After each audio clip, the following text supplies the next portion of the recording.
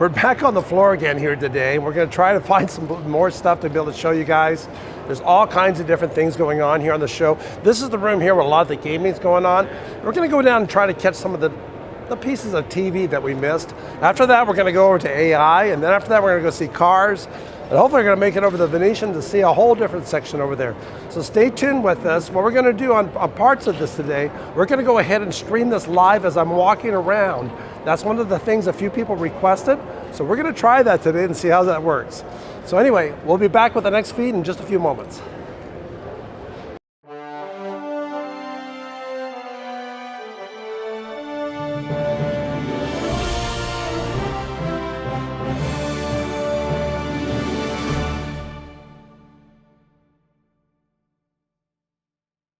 All right, so what we're going to do, we're just going to walk through the floor today and just kind of walk around so you get a chance to see what CES is. I'm your host, Eric Swanson. Join us. We're going to just give a stroll. We find there's a lot of gaming in this section here. There's gaming everywhere here. We have Canon's booth off to the side over here.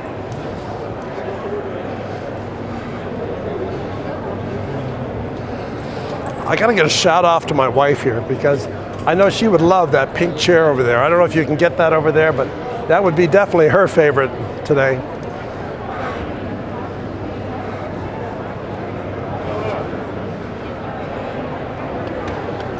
You can see by the floor here, because of COVID, this place is just empty. There should be possibly another additional 200,000 people here at least.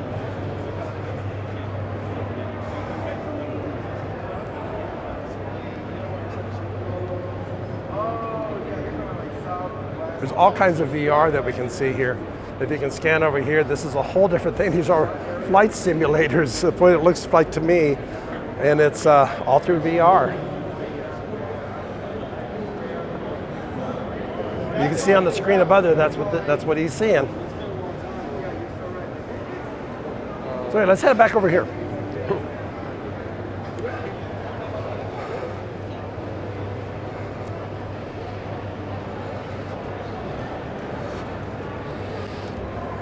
On the other side of this booth over here, they have another flight simulator.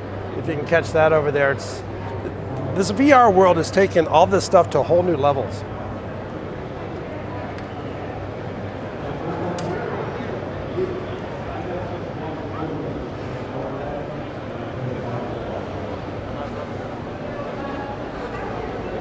I got to give a shout out for this case here. To me, when I saw this case yesterday here, I looked at this and it looks like the Lego case. But if you're wanting to build a computer, you're going to find all kinds of cases out there.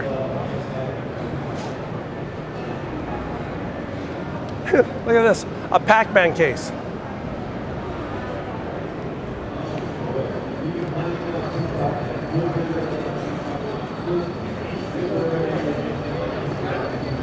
Let's sneak around on the other side over here and see what we can find over here.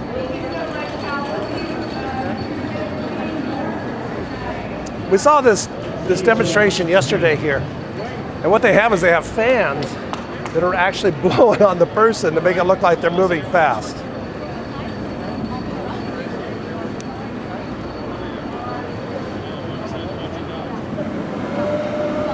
Now the fans are really taking off. He's really going down the hill.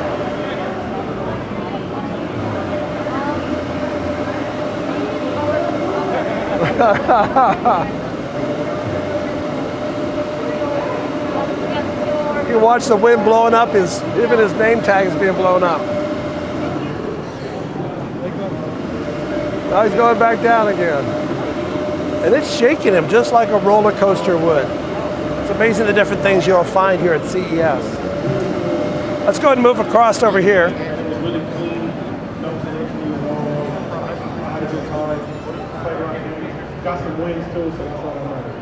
One of the things that's starting to get really, really big across our country today are esports.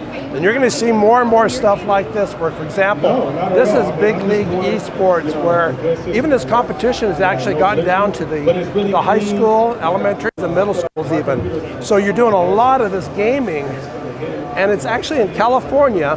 It is now a certified CIF sport.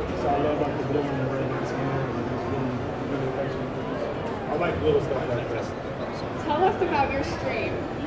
Yes, I'm on So, Twitch. so what you have over here, you have these beautiful game consoles. They're just absolutely beautiful here. So this is cool, the game as an adult. So you can be the red team, and then they got the blue team as a blue console. It's inspired,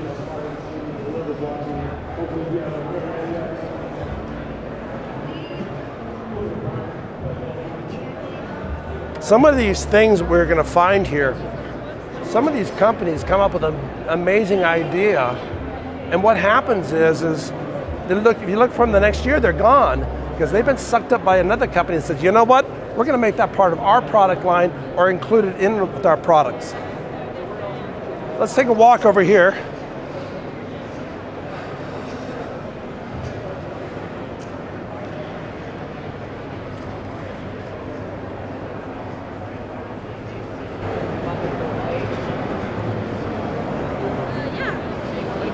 We found another motion sensor right here. See if you can get in here and get a shot of this here. Yeah, shoot her. Then it should be okay. Looks like she's ready to go. Let's see how crazy this one gets. Now, unfortunately, we can't. Oh, I guess maybe we can see on the monitor what she's seeing right there, maybe. As soon as it starts up. Starting? Yeah, it says loading. Great. There it is. Press the X to start the You shoot with the trigger. You just only use the trigger. This is the target there. No. Okay. Let's move on across over here.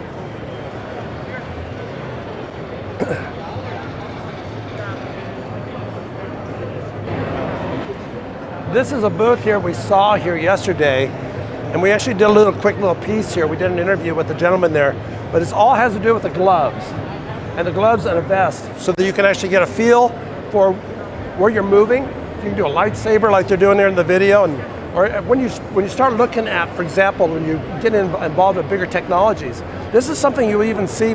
Possibly many of you out there will be using these type of gloves in some type of construction industry in the future to get the job that you need done.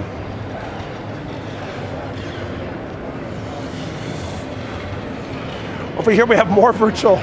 This virtual reality is starting to get so big. This is the biggest we've ever seen here. Now remember, we did not have a show the last 2 years because this show's been going on, I believe, for like 57 years. And usually about 350 to 400,000 people come to the show every year.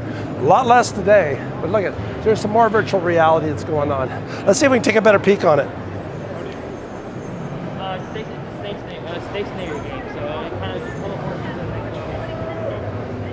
I don't know if you can get in there and see what he's doing right here.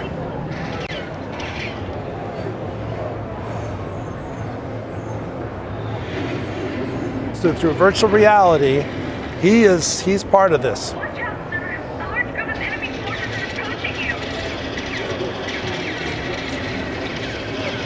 It's just amazing. Let's take a stroll over here.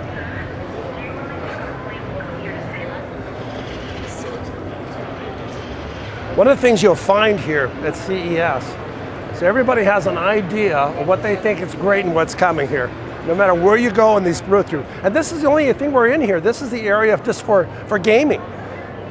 If you look across here, there's more gaming over there we didn't even see earlier. So, I mean, it's every time we turn around, imagine if all the booths showed up today, how many people would be here just doing gaming? Here's a company that just does the headsets.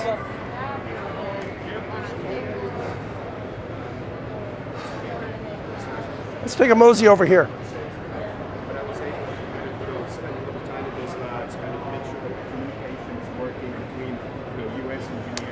I don't know what this is, but I have interest, so I'm going to ask him. Kind of tell me real quick what I'm looking at here today. I hope we can hear. You have the other head. Let's get the other microphone. Otherwise, they're going to hear me and they won't hear you.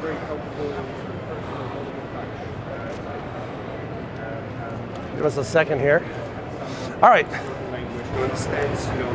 Tell us what we have here. Maybe we can talk to Because if the engineers were left alone, Sorry to interrupt. Oh, we're just strolling by here, and it's looked interesting what you had here. And I wonder if you could just give us a couple seconds and explain what we're looking at. Yeah. Can I finish this first? Well, that's okay. Maybe we'll come back. We'll do it a little later. Yeah. Or does he know? Can he speak on it? Further. Okay. I can do this Just 10 minutes or so. Oh, that's all right. We'll see. We'll be down the other side. Then we'll see if we can make it back then. Okay. All right. A lot Thank to you. see today. We'll keep moving. Sometimes you'll have that where you'll have the person that needs to be the spokesperson is the person that's talking to so many people you can't even get to them. One of the things we found yesterday, we had this same problem that a lot of the people that we wanted to speak to weren't here, or they were in a meeting or speaking to some high-tech client.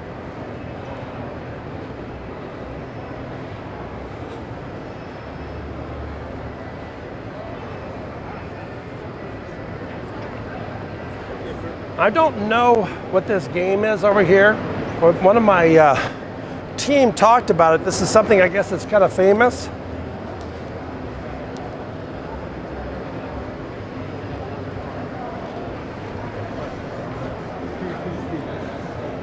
It reminds me of the days going back to, oh my gosh, the 70s when we, I guess I'm dating myself, when we had the small consoles, all the different video consoles.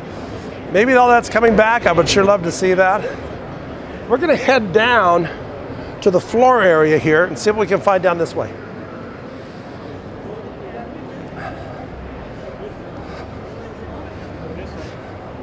Across CES,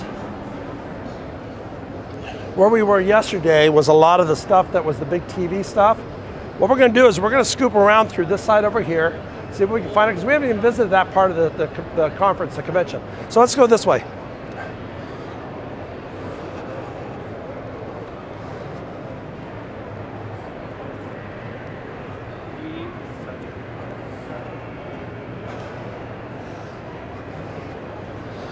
Back around the other side here, and like I've said earlier, all this area out here that's empty, normally CES, this would be booth after booth after booth.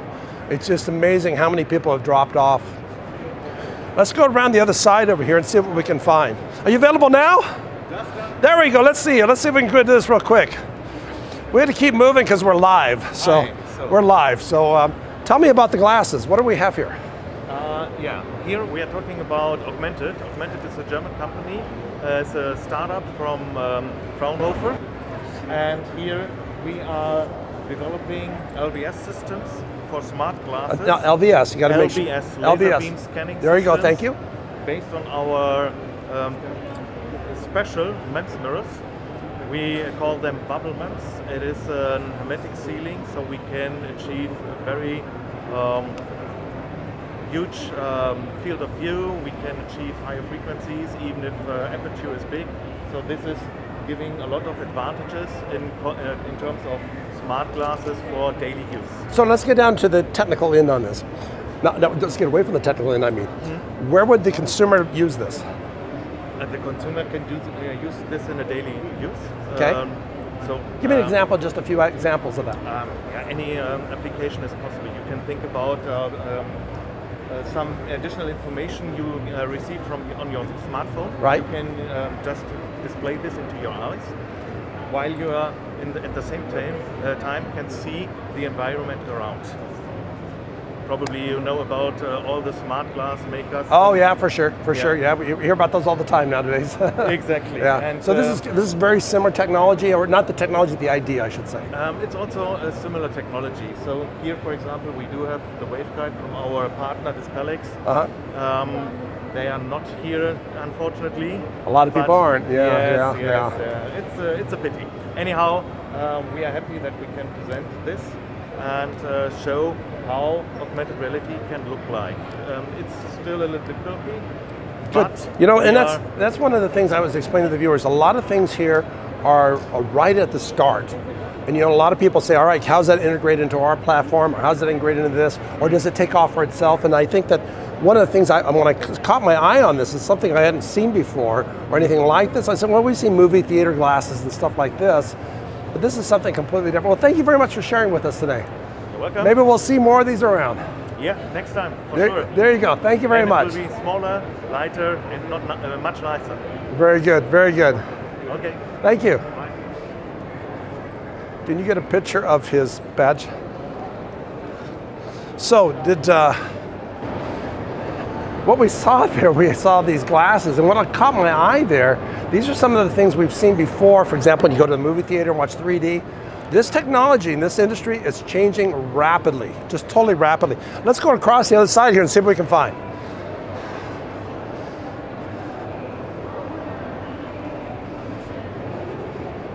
I tell you, CES will wear you out in one day. It's just, and this is only one building of many, of many.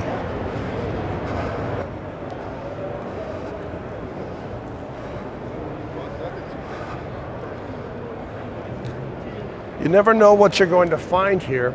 I'm looking across, and we see these things in quite a few different places, and we could talk to somebody here, but I can see pretty much what it is. It's like a lounge chair that's probably gonna make you go, in theory, I guess, feel good about things or so forth, or maybe this is where you watch you do your gaming or watch TV. I don't know, we'll have to see on these things.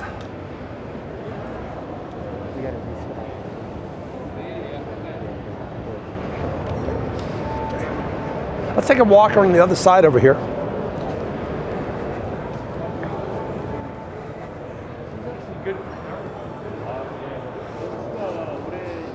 So I'm kind of thinking that these are all, I feel like this is like a medical lab when you look on this side over here, because what you're seeing a ton of these seats over here. I'm tempted to go and actually sit in one possibly, we'll see. But then on the other side over here, there's a whole different one. One of the things we do know from CES that's just gotten bigger, and a lot of this is because of the COVID and all the things that are going on, we're seeing a lot more health tech stuff. Health tech stuff is going through the roof. Let's go and mosey on down over here.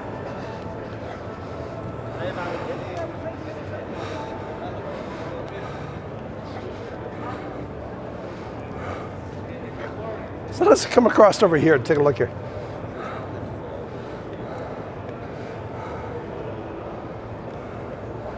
I'm getting a feeling, I don't want to interrupt him because I think he's in the zone right now, but I can see it looks like he's feeling really good. You feeling good? He says he's feeling good.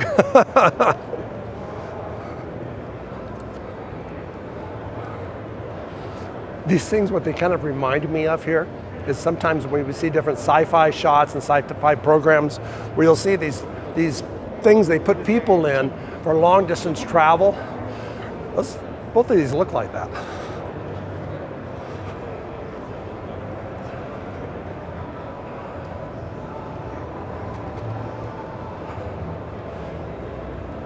Look at this.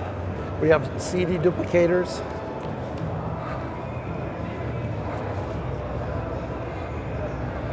Now, I'm not sure what we walked into here, but what we have is some kind of a speaker in the middle of the room here, or a couple of them out here, and all these people just sitting on the little stools. So, I don't know. Well, let's move on. Let's see what else we can find.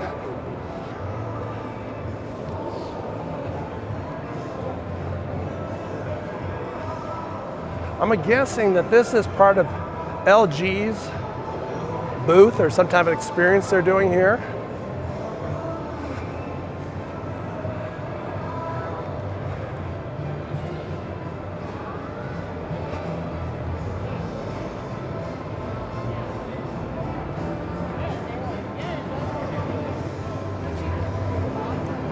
I am not sold on what I'm in the middle of. We have this OSB floor, it looks very, very good here, but LG is doing something here, and I'm wondering if there was more to this, it just didn't show up.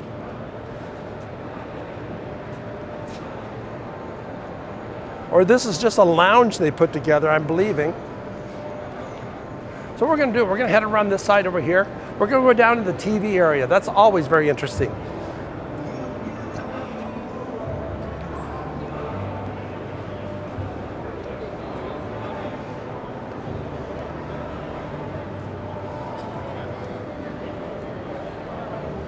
We have Block Punk over here.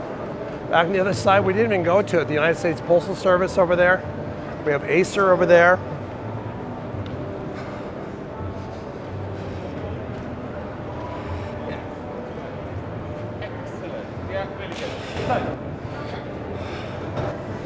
So they have here 2017, 2019. I'm still trying to figure out what LG is trying to do here. Oh, I see. So you use your cell phone, it probably gives you pictures of different things. I think we'll go ahead and move on down to the TV area.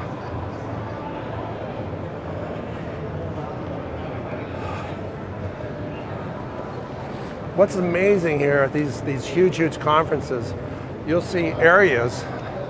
I mean, I'm looking at the LG booth here, and I'm gonna guess here, just off the top of my head, this is close to an acre of floor space they have here in this convention center.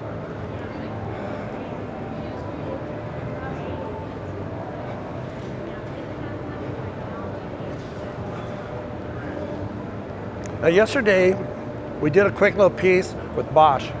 Bosch is one of the interesting things, you know, when you go ahead and buy auto parts and stuff like this, we talked about this yesterday. They're trying to figure out what industries they need to get involved with. I mean, we were seeing different types of parts that are going to be taking care of all electric cars in the future.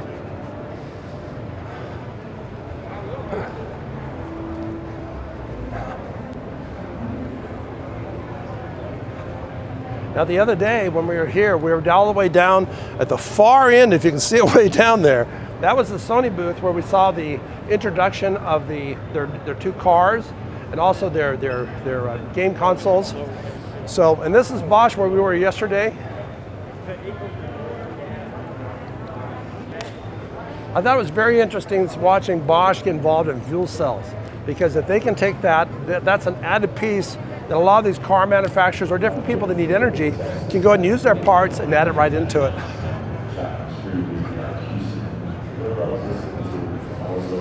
One of the things that's always interesting about this conference are the size of the booths that we have in here. They aren't just little 10 by 10 booths here. Here's another booth here. It's probably on possibly as much as an acre of land inside here. A lot of times they have big theaters in there. They won't let us in with the camera in the big theaters. But let's go down and see what else we can find in the meantime.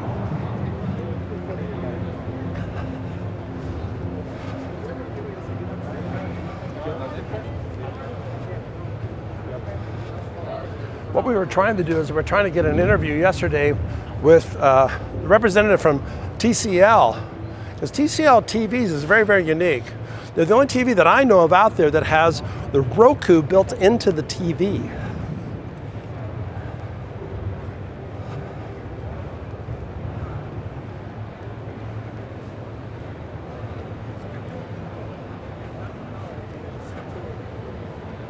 It's amazing how a lot of these booths here, this doesn't even give it justice of what normally this conference is, because this convention is so much bigger than what we're seeing in the past.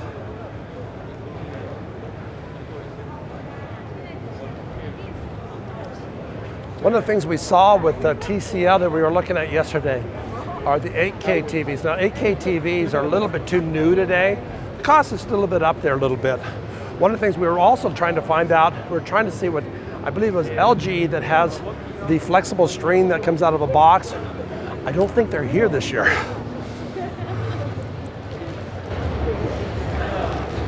So let's come in here into the TCL booth real quick here. Here, we got a bump right here. It shows you what TVs are turning into. I don't know if this is an 8K, I'm gonna believe it is.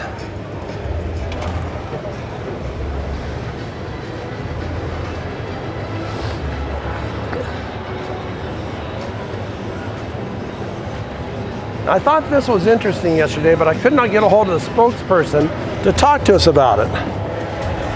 I don't know if we can catch this over here. What it was is these TVs were turning, and as they were turning, they were staying straight. But the spokesperson wasn't available, and I don't know if she's available today to find out some more information on it. A lot of times you'll find that when it comes to TV interviews, they will not talk to us. They want the spokesperson to talk to us. This is what we kind of came across here to see yesterday. Just to show this, where TCL is putting the Roku, and they've been doing this for many years. This isn't a new technology, where the Roku is built right into the TV itself. So they're coming along. It's the only one, is it the only one that does the Roku in the box of the TV? Have Roku TVs. So who else does it? I know Samsung TVs. Yeah, they're doing the not smart TVs, the Roku TVs. Yeah, Roku TVs. And said who does it? Samsung's doing it. No, Hisense. Oh, Hisense. They're doing it over there too. I mean, to me, having the Roku in there makes sense. Smart is okay. Roku is bigger. Now this is used for media, and we really don't. I'm not allowed to make any. Say much for media. I understand. That's what we were trying to find. Yesterday we were trying to find the spokesperson and she wasn't available. So but we're just moving through here and just go ahead. Thank you very much. Experience sound that's in seamless sync with the picture on your Roku TV. Exactly the way it should be. Yeah, you know what? It's even better. Do you want to scan this or do you want to? Okay, just take a picture of it. Okay, good. At its best. So what he's going to do is he's going to send me information so I know who else. Yeah. So that's for the Roku. Right, the Roku. The TCL first. The front desk you need to. Yeah, we tried to catch her yesterday and we'll just have to keep looking for her. Okay. Thank you very much. So having the Roku embedded right into the TV totally changes this, and that's one of the things. And he says there's a couple other manufacturers now are doing it, but one of the things I love is, and I'm a user of the TCL products. I like them, they're solid, they're good products. Let's go across over the other side over here.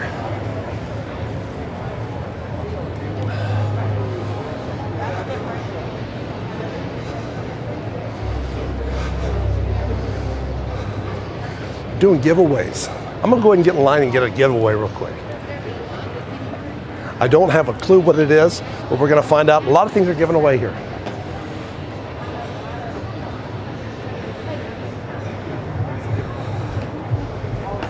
I know, that's why I was like, I don't understand. Very good. So this is one of the cool things about coming to a lot of these conferences is they go ahead and they put together different things, so go ahead and give you things, which is fun.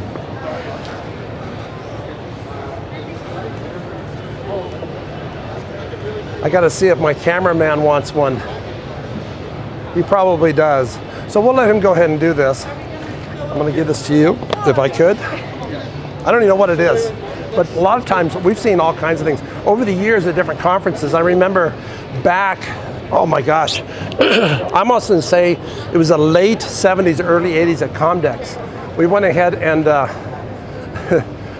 back at Comdex, I got a chance to play pool with Minnesota Fats in one of these floor areas. You never know who you're going to run into here. One of the things I did not know about, and I don't know if this is something that's a growing line or so forth, is how many different products the TCL is coming out. I mean, refrigerators, washer and dryers, you name it.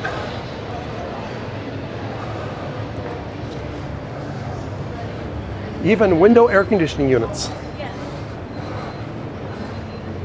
So this company seems to be really branching out. Yes. Really, yes, it is, isn't it? it? I mean, I didn't know, I was just saying this to the viewers here, because we're running live right here, is how many different products I didn't know TCL had. Yeah. You know, it's amazing, isn't it? It's just refrigerators, I know. of all things. Vacuum refrigerators. Where do you see the vacuum, the remote? AC systems. Have they had this in their line for a long time, or I just been not aware of it? No, we're growing every year. Oh my. Because I know you guys from the TVs. Right. The TVs. But over here they have the robot on the floor here. So I'm wondering how the robot knows not to walk off the edge. Maybe it just knows.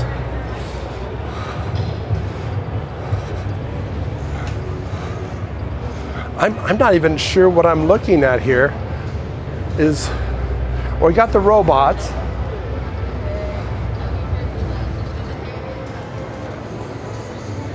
I'm just amazed how much they're branched out. They've totally branched out. Let's take a look and go outside of here a little bit here. Now what I want to do here, I would like to walk across. This is kind of zigzagging back here just for a moment here.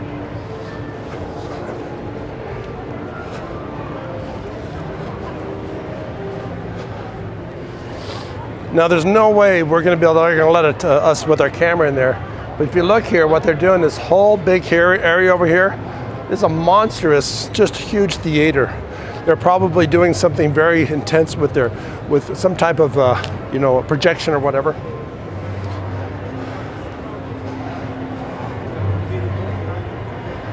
Now, when we were here the other day, and this was before the show opened for the Sony event, is that all this carpet you see on the floor didn't exist. It all gets put on the last second. They just roll it out and they're ready to go for the show.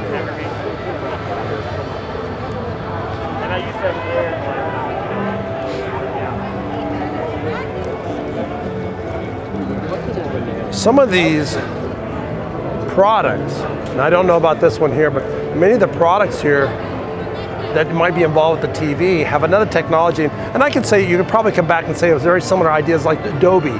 Adobe might be built into electronics, but it's a separate company, totally separate.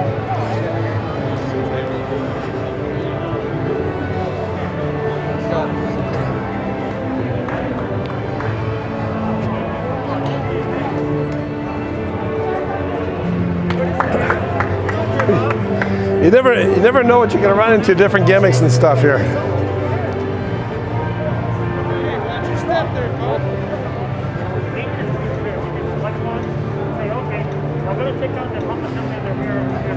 Here again are a lot of companies that are coming out with different visual augmentations, because what you're doing here is you're adding to the space, no matter if it has to do with medical or industry or whatever it might be. Different things are going to help you be more efficient, have those tools that you need right at your fingertips.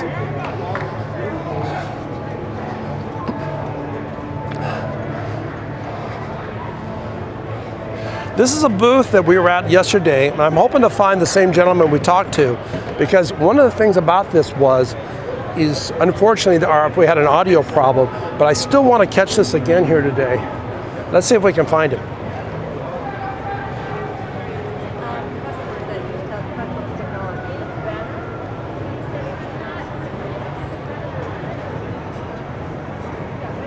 I don't see him, so let me find out if we can talk to him here. One of the things about this yesterday that unfortunately, I was so bummed out that we lost the audio on it what it does is the camera in there recognizes what I'm doing here and actually will change and interact from this. If you notice, like here, I don't need to touch anything. So now the exciting part of that was what he was showing us was back on the other side with the home stuff here. So I'm going to go ahead, and I don't know where he is. There was a gentleman we talked to yesterday, we interviewed here, and our audio went down, and we missed the audio on it. We wanted to come back and do this because we thought this is a product that we're going to see going all kinds of directions. Is he still here, or is he away from here? Yeah, he's actually at a lunch break. That's okay. If somebody can give us a feel for it, because it was real simple. Is he far away? Maybe we can come back in a few moments. Yes, I think come back very soon.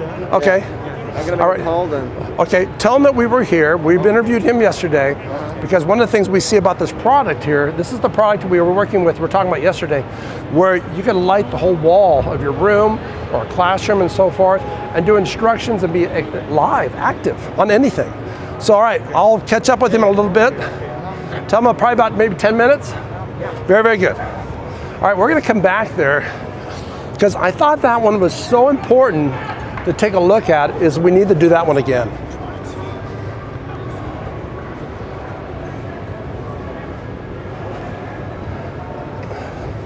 So what we're going to do is we're going to loop back around the other side of the building here.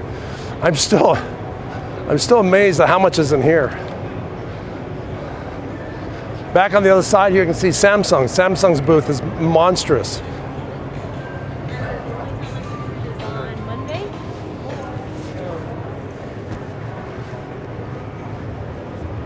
Many manufacturers of iPhone cases, all kinds of different cases. Let's go across over this way, see what we can find at this end. And this is just one of many, many buildings. Now, this conference usually would be at what they call the South Hall 2, which is a room that's similar to this size, but 2 levels, and they would fill it completely.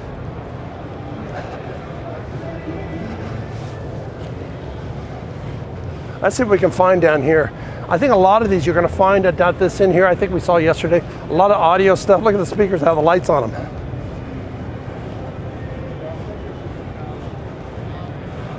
More gaming stuff. Gaming is getting to be an amazing thing that it's becoming part of our lives.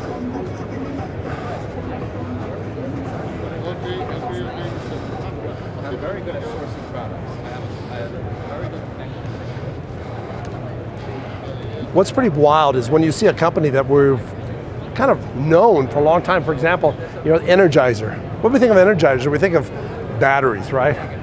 Look at all the different items that they're coming out with that they're actually doing today. We should sneak through here real quick and see what we can find. Okay, you need the card. I can see they do light bulbs, all kinds of stuff here. Okay,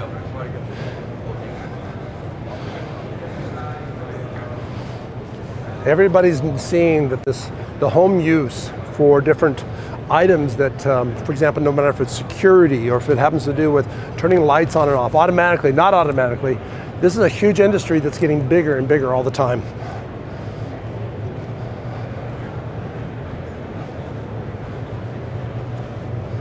Let's head around this other side and then we'll loop back, because I still want to spend some time showing what that one booth had, because I think that's something that we're going to see in the future here that's going to be really big.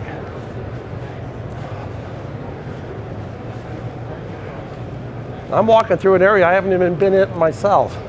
This is brand new territory for me.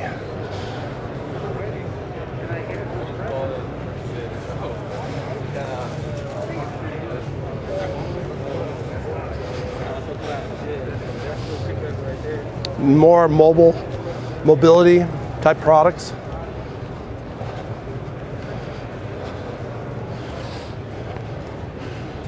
We had the other day, we were showing different products, for example, electric bikes. I mean, you look at this one, it has the big wheels on it. Electric bikes are just getting so big.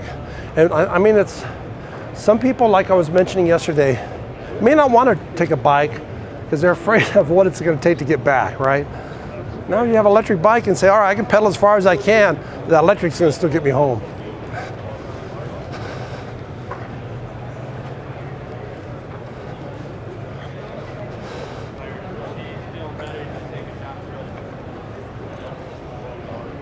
Just booth after booth of everybody trying something they need to sell or promote.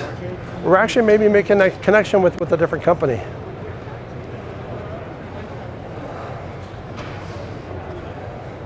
And sometimes you'll come across something and you look across the room here and you see a whole bunch of little cubes and you're thinking to yourself going, what is it we're looking at here? So let's take a look here.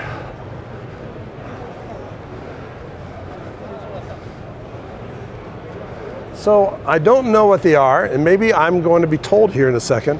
I walk by and I'm seeing all these boxes. Computers. For computers. This is computer. They're computers. Yes. And what you're doing is just scale it down to all just the basic necessities. Yes, we are doing the chassis. We are building all computers with Intel. That one has something in it. Yeah. This one does not. No. Yes, this is all of very. them are computers. All of them are. Look at this one. I don't know if you can get a shot of that. That is very interesting. That is so small. You could probably carry that in your briefcase or in your pocket, go back and forth to work. These are all computers here too. Yes. Very interesting concept. I don't know what else to say on that. I don't know what else to say. I love it. That's pretty interesting. Thank you very much for sharing with us. You never know what somebody's going to invent.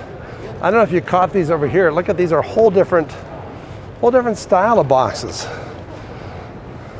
It's amazing, simply amazing. Let's come back around this side here.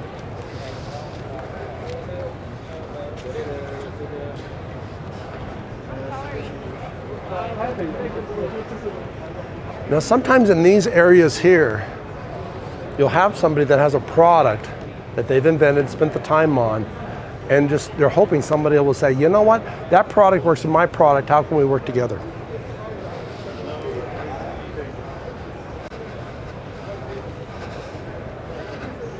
Another company, just getting rid of heat. Got to get rid of heat all the time. Got to get rid of heat, right, guys? Yeah. This is one of the things sometimes I think a lot of us don't recognize. All the things that we're enjoying around us, we still got to get rid of that heat because all this stuff, all electronics, create heat. And here's a company here that has fans and has all kinds of different heat process items to get rid of the heat.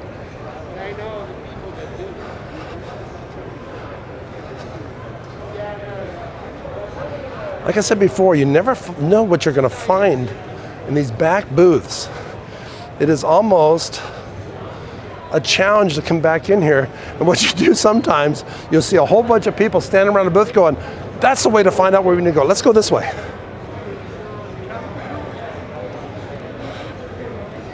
Uh-oh, picture time, picture time. Okay, go ahead. Are you sure? I got a whole bunch of people behind me.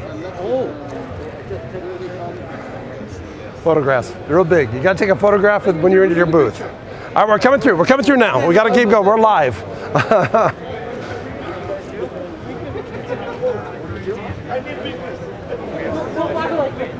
Hello. How are you doing? T-shirts?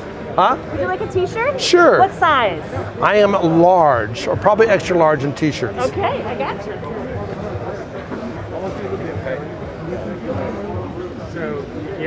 So she's giving me I got at least to ask her what she does. If she's going to give me a t-shirt here, we're going to talk to her for a minute. Listen, so what does you do here? Here's what I do. I give away t-shirts. Okay. Yeah, they close the meeting a day early for us, and so we have a lot of extra swag to give away. Well, maybe my director and my camera person would like one too then. Absolutely. What size, guys? A large? Medium. Medium. Excellent. So I have my group here that's going to hopefully carry that for me. There you go. All right, so we still got to ask the question. Yes. Because it's only proper to do. Of What is course. it your booth is about? So we are a startup out of Birmingham, Alabama. See, wait a minute, let me say. Here's another one. See, we have a startup that's coming through that hopefully they can figure out how to integrate their stuff into other people, right, when That's they see you. That's right. And we make That's how it this works. amazing device. It's a high wattage, multi-port Gan Charger with a dual coil wireless pad. It's the last charger that you will ever buy.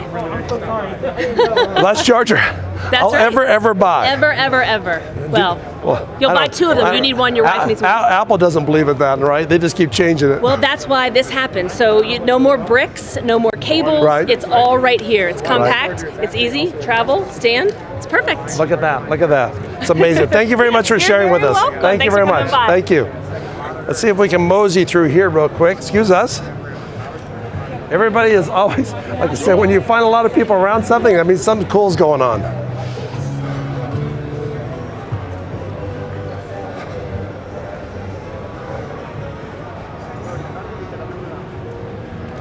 And that was a really great example, like I said earlier, where you're having somebody that has a product and the product is hopefully going to integrate or somebody else is going to use it. That's how it all comes together. They have a fashion platform. You never know what you're going to find. I have found a nose of all things.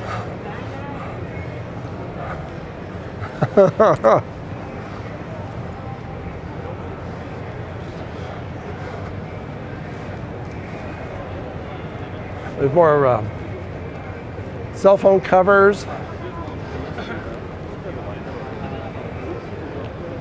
All kinds of stuff for example, for drone activity.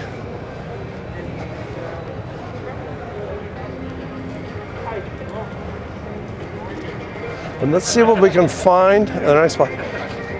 Here's something that's getting very popular. And this is just one of many booths. We've seen this, where you're finding different ways to be able to display more than one screen at your desktop. And I tell you, if you haven't had a chance to try different screens in your desktop, got to think about it. More than one is, once you do that, you'll never go back.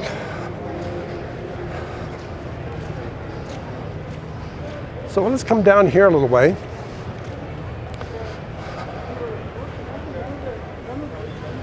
And then we're going to head back to that other booth here in just a moment, start heading that way and see if we can catch that, because I think this is, that one booth there, it's something that I think we're going to see that's going to revolutionize things.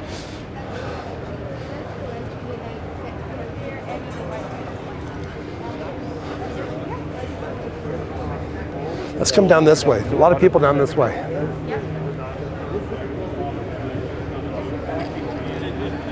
power, portable power.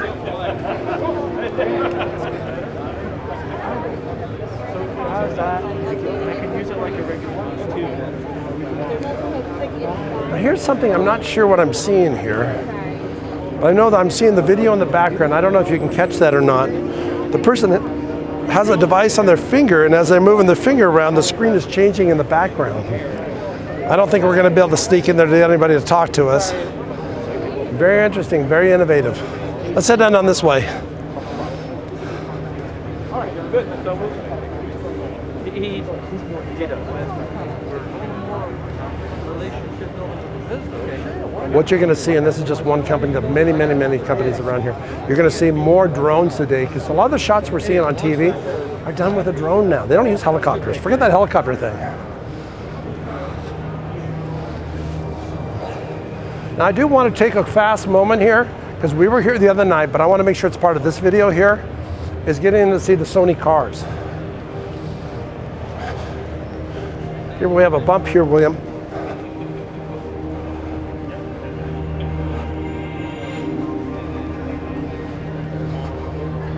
Let's go across the other side. The other night we were talking about the PS5 that is coming out. We'll walk over here by this. Comes in all kinds of colors, what I understand. PS5 is being introduced. Let's come around the corner over here and take a look at the cars. Those are the popular things right now.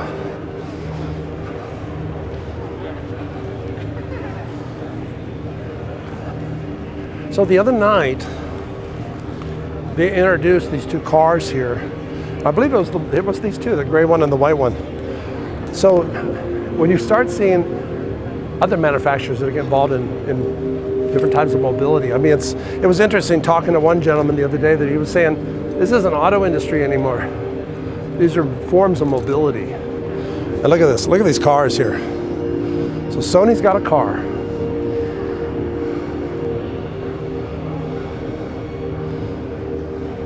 Pretty amazing stuff. All right, let's keep moving.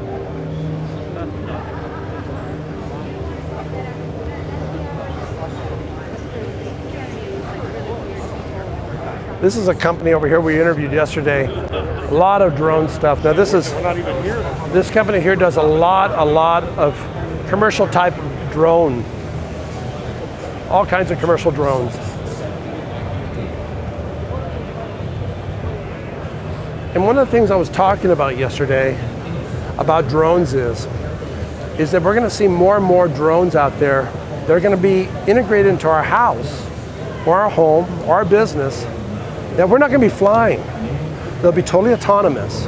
And for example, if somebody has, let's say you have an intruder in your house, all of a sudden a mini drone pops out of the box and goes around the house to take a look and see what's going on in there. You can watch it live. These are the things that are coming. AI is going to change that, and that's one of the booths we're going to be moving to a little bit here is the AI in a little while here.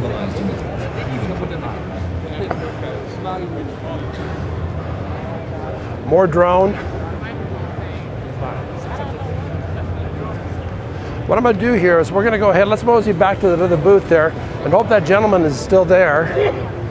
See if he finished his lunch yet.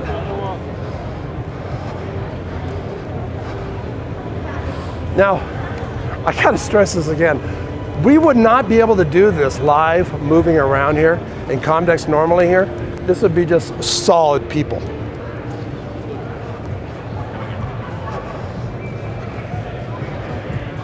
Let's move back around the other side, away from Sony, or I'm sorry, Samsung over here.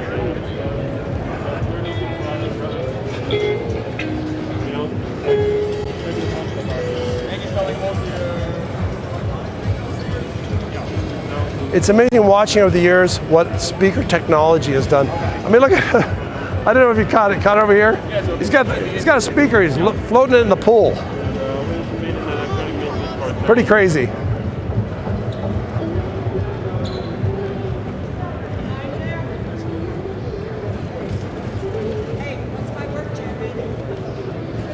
All kinds of headphones. Now, I'm going to have my, hopefully, Hopefully I'll have my director help me guide me into where I was going. I believe it was this way.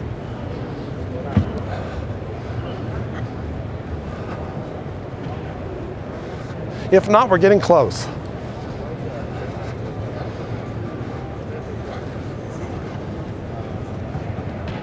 And I think it was across here because we did come across this part. Let's go ahead and head right through here, the Ever Ready again. I love this booth here. It's like if you can't do your own booth, go ahead and do a whole bunch of them together.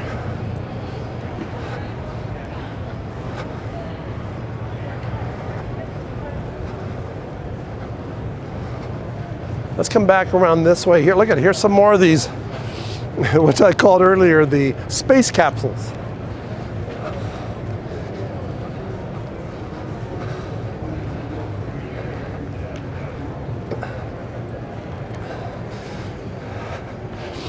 To put this much energy into something that makes you hopefully feel good is amazing. If we had more time, I would go ahead and sit in one.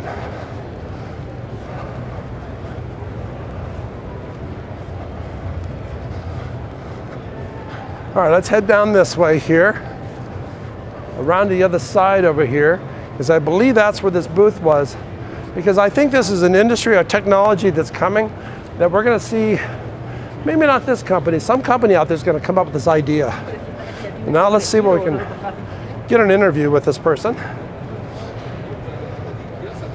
If we can find it again.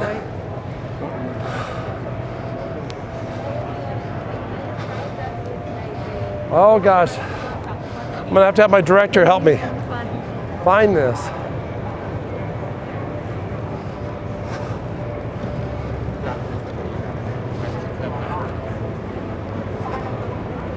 Oh boy, guys, I'm not sure where this was, but I thought it was right in here somewhere. Here it is, here it is. Let's see if he happens to be here. Let's see if we can interview him now. So he came back off of lunch just to go ahead and talk to us.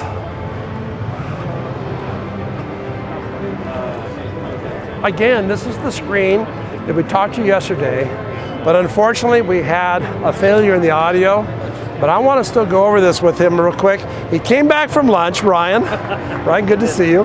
Good to see you again. So we had an audio problem yesterday, but I thought your product was so, now we're streaming live here again. Okay. So your product was, like we talked yesterday, was something that I can see that's going to integrate into the future in a lot of different things. Sure. I want to make sure that we had a chance to talk to you again about this. Yeah, absolutely. So if we can swing back around here, bring the camera back around.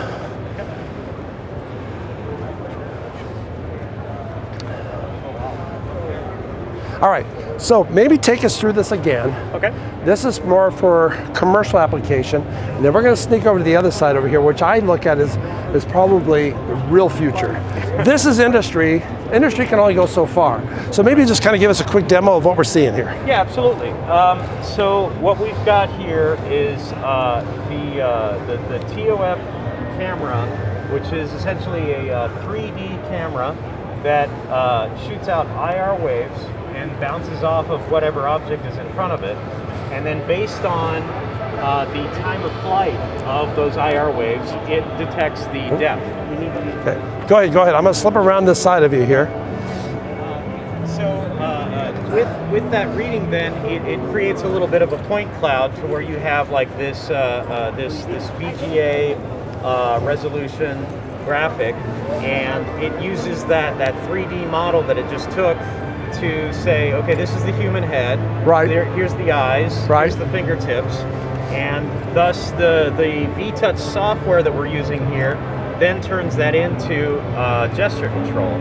So I like, one of the things I liked that we talked about yesterday is no touch. That's right. And that was interesting because you could do this on any type of level beyond that. And I would like to go down. So this is more for commercial use where you can have a panel. Now, you guys don't make the screens. We want to make sure everybody understands this. You make the software and the cameras that you can integrate. That's correct. Now, I would like to go across and see the room over here. I hope we can get over here. Let's take a look. And you have your demo master already working on it. Let's see if we can run across here and see if we can get the view on this way. So, why I thought this was very important here. I don't know if you notice what he's doing over here. He's just touching into space about different things he's wanting to do. He's not even up to the screen or whatever. So I started thinking about this because this is one of the things I love talking about, is where you'll see a concept like this and figure out what it's going to turn into. I look at this. This is the future of a classroom wall. This is the future of your living room. This is the future of your kitchen. And those are the things that reach back to the consumer. We can always talk about the industrial stuff, Ryan, right? Absolutely. So kind of give us a demo, talk about real quick what he's doing here. Certainly.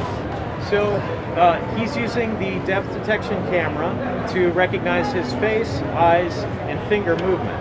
So it then takes the position of his eyes and fingertips to triangulate exactly what he's pointing at. No, wait a minute. Hold on. It's watching his eyes too? Yes, sir. And in fact, they use these same type of depth detection cameras in cars to look at driver distracted. Yes, I've seen that. Yes, many times. Yes. Yeah. So they can actually track exactly what you're looking at as well. But in this case, it's just triangulating it so that he gets an exact pinpoint response every time he's poking at the wall here. And this doesn't have to have some crazy special setup. It really just requires our camera and VTouch software. And then you can do this in your home. But basically, he's programmed into, here's my lamp, here's my humidifier, here's my speakers. Right. And then from there, he can just point at those things, adjust the volume, adjust the temperature, whatever, what have you, depending on what it is. And this just kind of gives you an idea of how, he might be able to go through and connect all of his different devices in his home and be able to control them all with just the point of a finger. So imagine where we're going with this is, like I said, like you're inside your house, your walls or whatever are now interactive, and that's just amazing. Ryan, thank you very much. I'm glad we were able to catch you again because unfortunately we lost the audio yesterday. We don't know what happened to it. But I just want to make sure we took some time here to show this because I think this is something we're going to see a lot more of. Thank you, Ryan. Excellent, thank you. Let's go ahead and head back over this way here.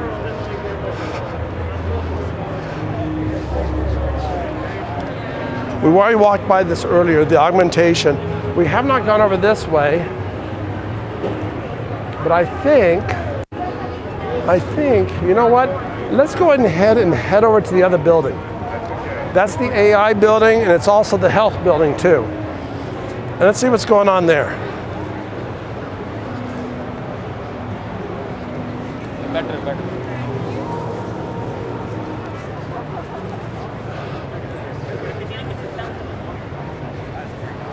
One of the things that CES did is they widened these aisles. These aisles normally would be about half of this. And they widened them for the COVID, obviously, but I think they had plenty of space to do this. The main thing is it did happen. So remember, for 2 years it has not happened.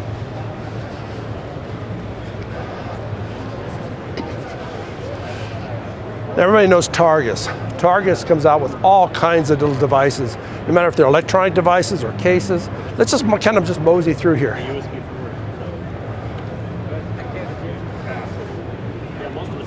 Gosh, Targus does keyboards. They do all kinds of different items. That's the universal docking station, still using USB graphics. Many of you out there probably today are using Targus devices or Targus cases and so forth.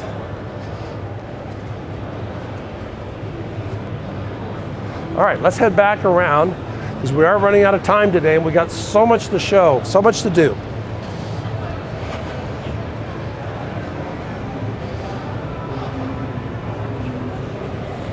So I think what we're going to do here, we're going to go ahead and cut this video now because it's going to take a while for us to get to the next location, and we'll start up again here in just a few moments here. I hope you're enjoying this kind of a touch of what CES is about here today. We're excited to show it. I'm your host, Eric Swanson, and we'll be back just in a few moments.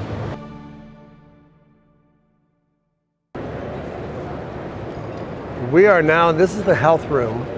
Across this room are all the different devices. I don't even know what to do here. So let's just kind of mosey around the side over here and see what we can find in this room here, because there's all kinds of things here.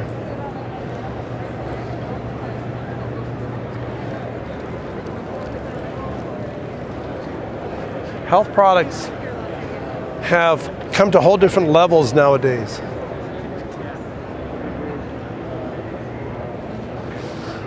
And I'll be honest with you, this is all a new industry for me.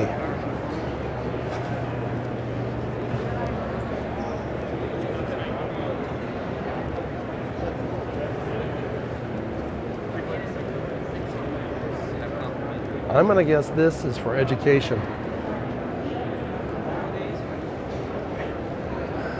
You have a whole, there's a whole screen there.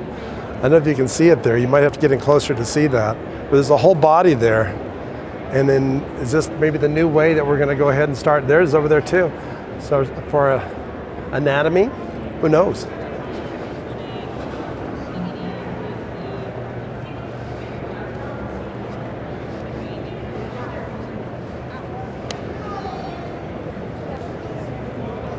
Oh boy.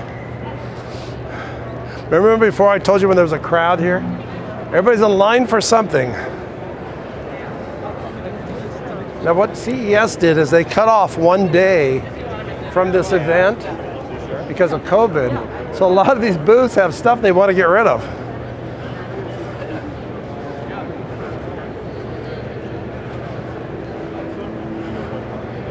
I am totally kind of lost in this industry here, but let's go ahead and see what we can find here that we can recognize. And a lot of these products could be products, remember, that are going to go ahead and somebody else is going to get involved with them, and it's going to be,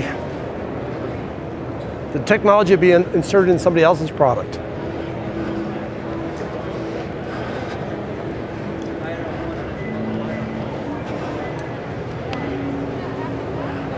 ViraWarn. All right, I've come across something that I think is unusual here, and I have some folks here that look like they're dying to talk to me about it. Tell me what I'm in front of here.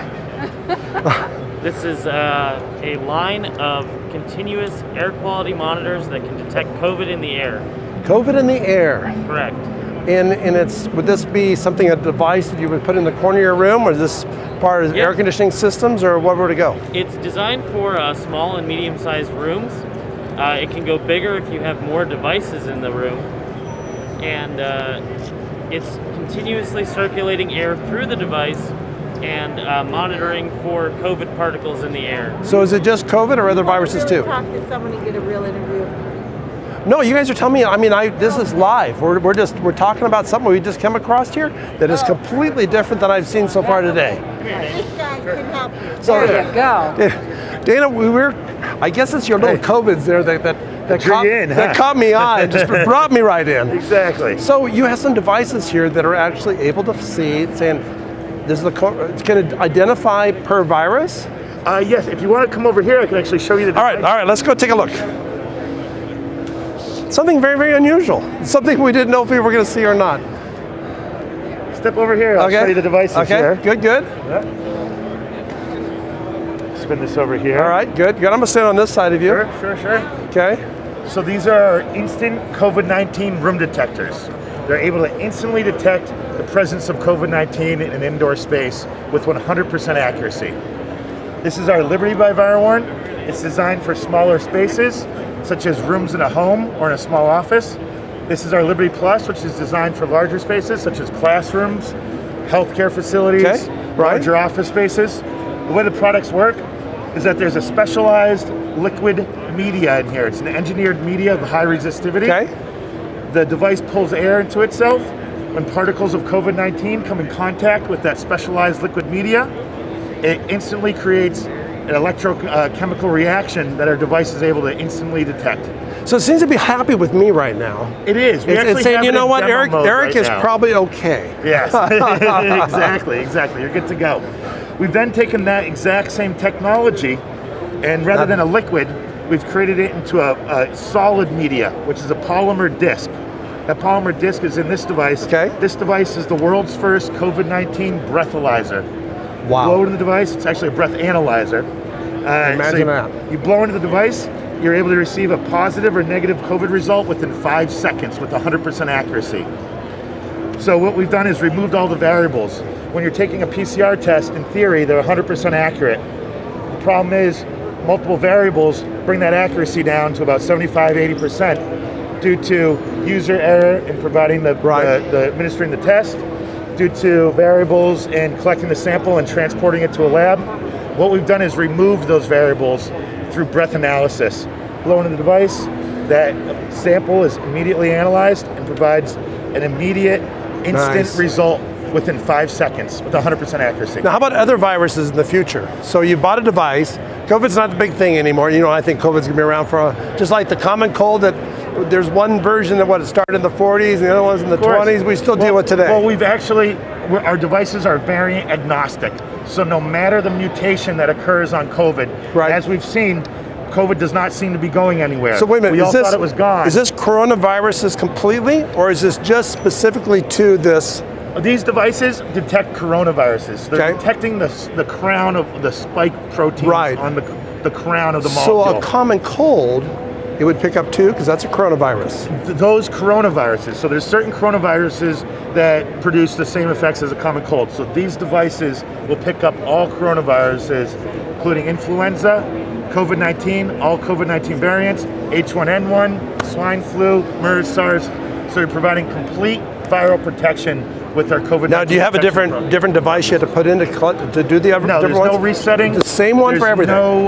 There's no recalibrating, there's no reprogramming. We have competitors out there which you have to provide a different disk for each variant or each disease or each virus. This can detect all of those instantly with 100% accuracy. This device here is a COVID-19 instant diagnostic test. So this is specific to COVID-19. So we've submitted this for FDA approval for emergency use authorization, and we're hoping for a speedy EUA. It's a non-invasive test that can provide a solution to all of the problems that we're in now. What we want to do with this device is to be able to provide a convenient, instant, easy COVID-19 test that's as quick and easy as breathing. So now, that you're able how to would you go test from one test to the next? Do you have a different kind of a protection on it? This has a replaceable cartridge in it, which provides up to 200 tests per I'm talking about the cartridge. front parts. You're going to put that on somebody's face. So this is a personal testing device. What it's designed for is to personally test yourself before entering indoor gathering. I got you. Before you go and see your grandparents, before you go and see your family, your loved ones, any loved ones that are high risk. This is making sure you're not infecting anyone else in the room, and that they're not infecting anybody else when they blow into theirs. You know, one of the things we talk about on this program here is where we see technology and figure out where it's going to go next. You know, where's it get down to the consumer level? I mean, you think about thermometers, right? Sure. You go back to the thermometers that were just, you know, the mercury thermometers, right? Exactly. We all have those, and you hope that it was being tested in your mouth and not other places, right? So what we have here, I can see. Can you imagine in the future here, you're going to have maybe a little device that you're going to carry with you. You're going to go ahead and say, hey, I'm clean. Well, we already actually, this is a prototype. The version that we're hoping to bring to market next month. Again, we're looking for that speedy emergency use authorization approval from the FDA, so we can get this into the hands of every American citizen to be able to provide instant, easy, convenient testing during this mass crisis of testing shortages. We have a solution. It's here, and we're looking for a speedy EUA. But even so this device actually is a prototype. The device that we're bringing to market next month, hopefully with that speedy EUA, is much slimmer. There's no handle on it. The mouthpiece is very tiny. There's detachable mouthpieces. They're all made out of antimicrobial like material. a little breathalyzer test thing. And it's essentially, I love it. The only way I could potentially describe it is it's like a thicker vape pen. Yeah. So like an e-cigarette that you blow into, receiving an immediate COVID-19 negative or positive result within 5 seconds. You're able to clear let everybody know that you're clear before coming into an indoor space or a gathering. And we're hoping that every American citizen can have one in their pocket, able to instantly verify that they're not infecting anyone. If it's no bigger than a vape pen, oh my gosh, you could use that anywhere. Exactly. I mean, I think the other thing I like about this is with some, you know, when you're with a bunch of people and say, oh, no, I got to stand over here because I think I might have the cold and I don't want to give it to you. You would know for sure if you do have a cold, or if it's allergies, because there's so many people have allergies and thinking, do I have a cold, do I have allergies, or what do I have? Exactly. So this device is called Freedom by ViroWarn because it's giving you your freedom back again. Your freedom to live life like you were able to over 2 years ago. So we've been moving around this floor, and one of the things we've been talking about, this is not my expertise in technology here. We come across an amazing place. Thank you for sharing with us today. I love it. I love what you're doing here, and we'll see where it goes. I love it. Excited to see. Appreciate it. We're going to move across and let's see what other things we can find. This is pretty interesting stuff here. Have a good one. Thank you.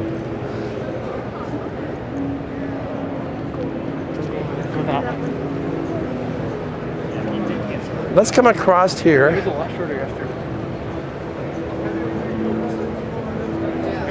You know what? That was pretty amazing what we just saw a few moments ago. And it makes me feel more comfortable coming in here that I'm going to find something more exciting again. The donut robot. What is the donut robot? Interesting stuff here. I don't know what it is.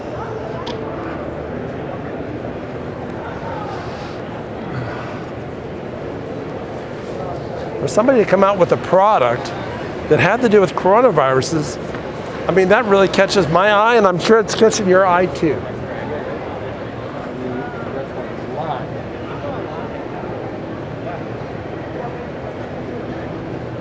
So look at Rory, I don't even know idea what that is. Let's go find out.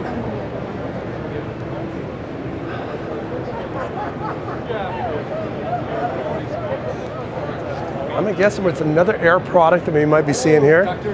Let's see if we can find somebody here that might be able to share with us what it is.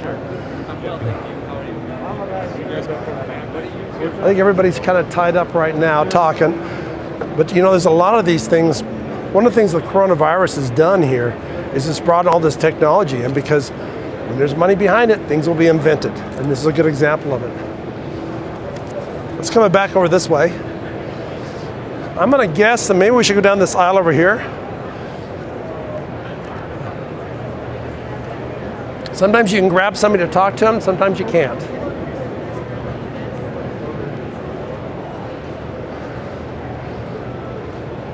This is some type of headset that fits on your head. Uh-oh, we got beds.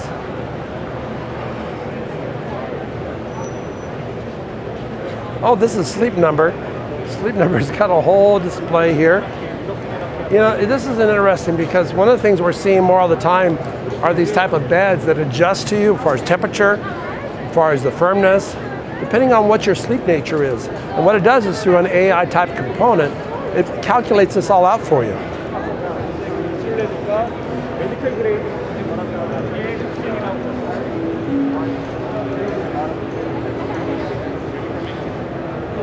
I think this is one of the companies we saw the other night. I used to like back in the day. Here's something that we see on TV all the time, the Ergo.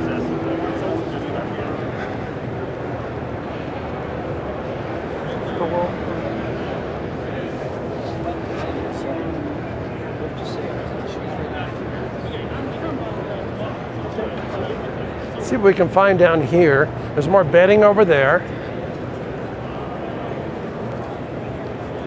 All kinds of different care products we're seeing here.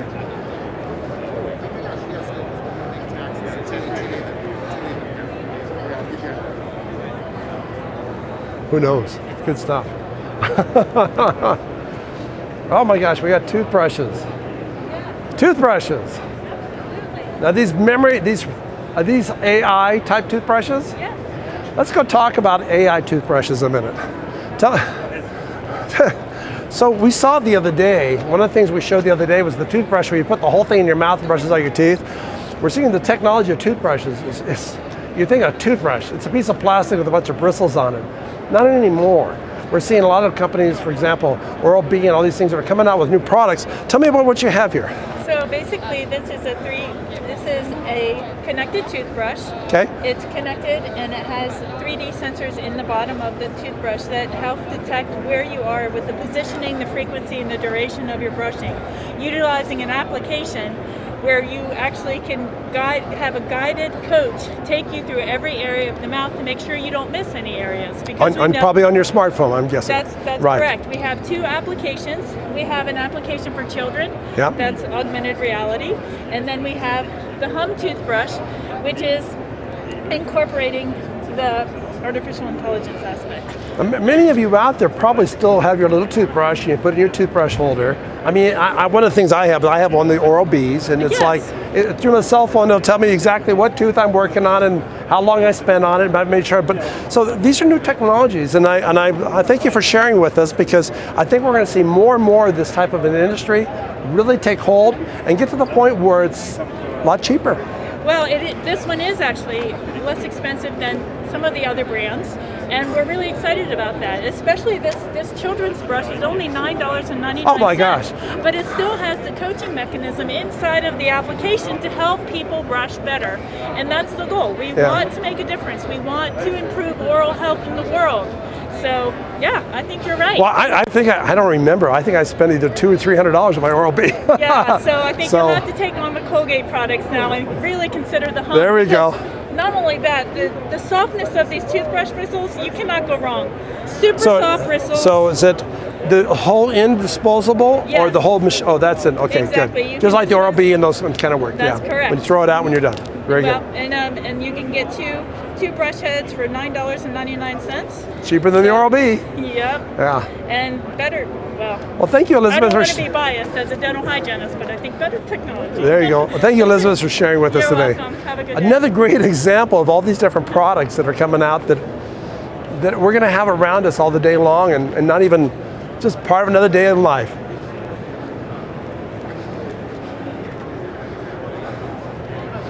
More bedding material on this side, more beds, smart beds. Look at these smart beds. The old days of the regular old mattress, I think, are probably going away. If I had time, I'd go lay down on one. Look at over here, another company that has them.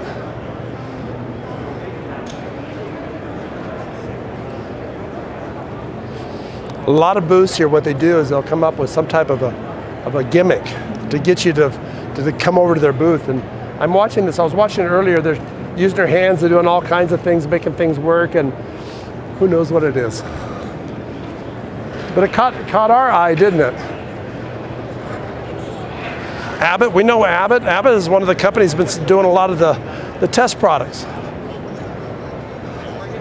Now they're talking about diabetes health, brain health. When there's money in this stuff to make our quality of life expand, people will spend money for this.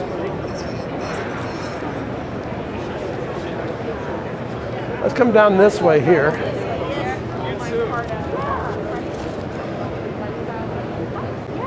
All kinds of watch products that monitor you.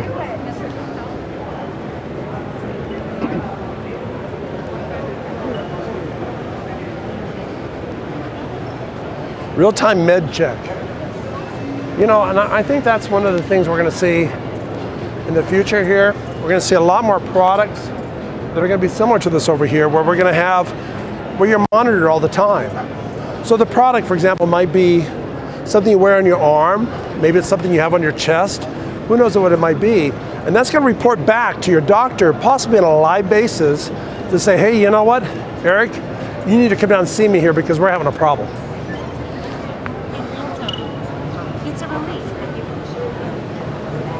More viral protection. Viral protections. These are huge. Look at the size of this viral protection thing compared to the other one. Huge.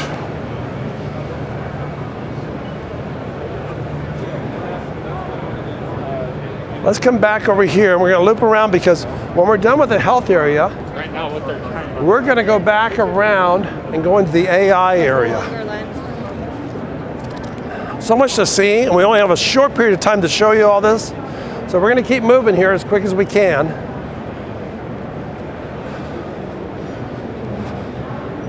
Let's come back around this way here.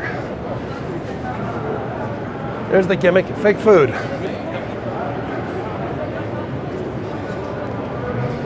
All right, now what are we walking into now? Let's see here. So I think this area that we're coming into now has to do with things that help the city operate, no matter if it's traffic signals. We'll see on this. Let's take a look here.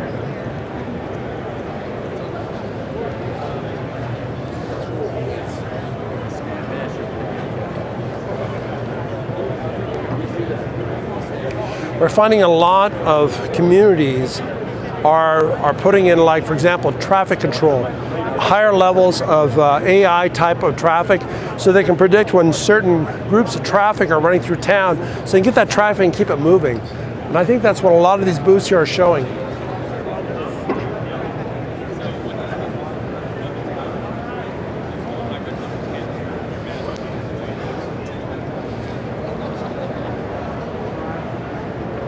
Can't wait to get around to the AI area. We actually might be in it, starting to get ready to go into it now.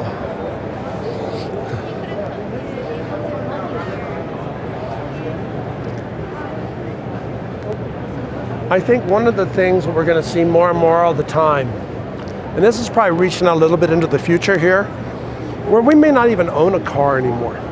We need to go down to the Rite Aid or some place like this. We'll click on our phone, car shows up, takes us there, it leaves, and then we tell them what time we're going to leave, and it comes and gets us, takes us back home again. The day of personal ownership, and this is that area we were talking about earlier that we've heard so many people talk about here, is mobility. It's not about cars anymore, it's mobility.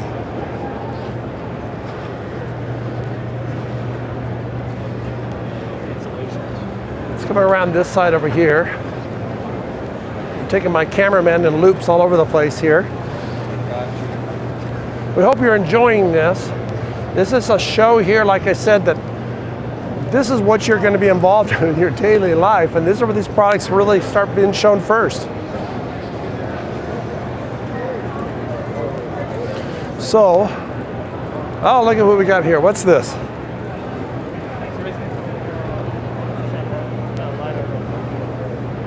So, I don't know if this is a gimmick or this is actually something that is, I don't know.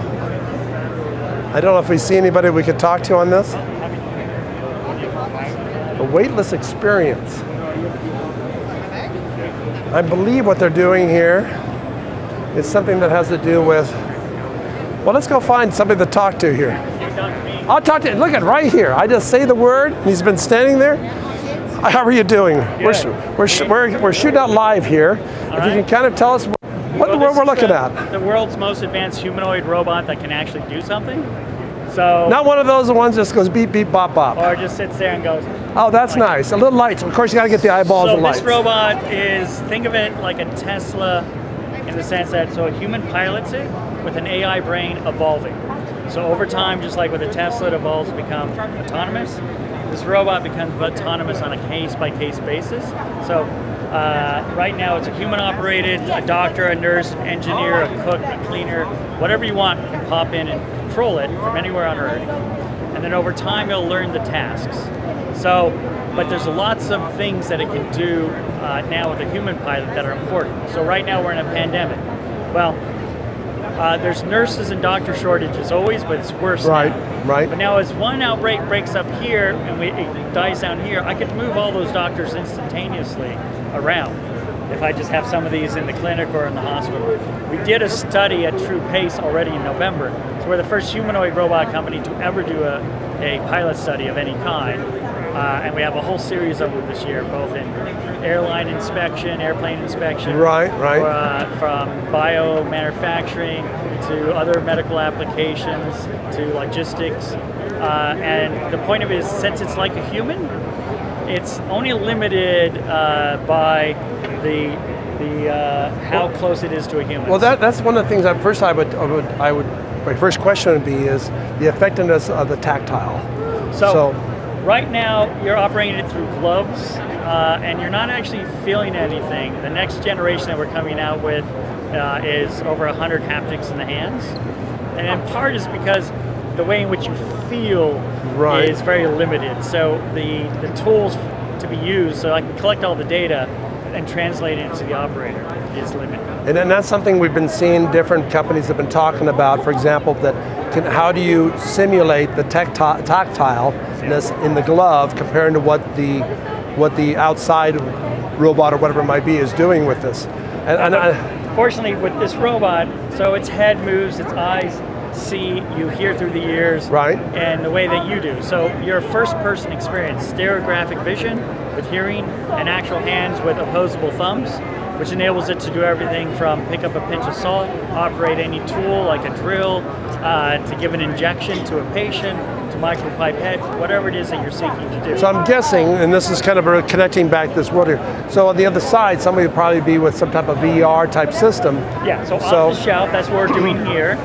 So the concept is like if I'm ordering an Uber, I don't care if it's an Android phone or an Apple phone. Right. We're the same way. I don't care if you're using an Oculus or a Vive. Right, good point. And the point of it is, so I put one in a hospital, but I have 500 doctors. I don't want that to be expensive. So they buy one robot. Oh, yes, they yes, can yes. just get off the shelf VR equipment attached to their computer, and away you go. Now, talk to me, what generation are you involved with this So now? this is actually, believe it or not, the first generation of Biomanufacturing. Okay. So the robot's called Biomanufacturing. Okay. We've developed other test systems before, but this is the first fully functional one that we're taking to market to test it in different situations, taking advanced orders, but we won't be selling this one. We'll take those advanced orders, find out what features you want, build those in, and that's the one that you'll get. So now, let's go ahead and I'm going to take my brain in a different direction here. You kind of follow with me here. Absolutely. So what we've watched earlier, we launched a lot of the VR headsets. That's the communication device to the human here. Now we have something else here. Now you guys have only been talking about medical applications. There's a ton of applications out there where you need something that's like a human being out there. Maybe it's in a radioactive environment or overheated or whatever it might be. It costs $1 million an hour when you service a nuclear power plant. So an area for this is to send this in. We got to harden it a bit. But but just the idea where you're starting from. If it ate it in a day, that's fine. It's a micro fraction of the cost of shutting the plant down. Yes. Airplanes require an actual human inspector when they're hit by a bird or a rock or they have a flaw.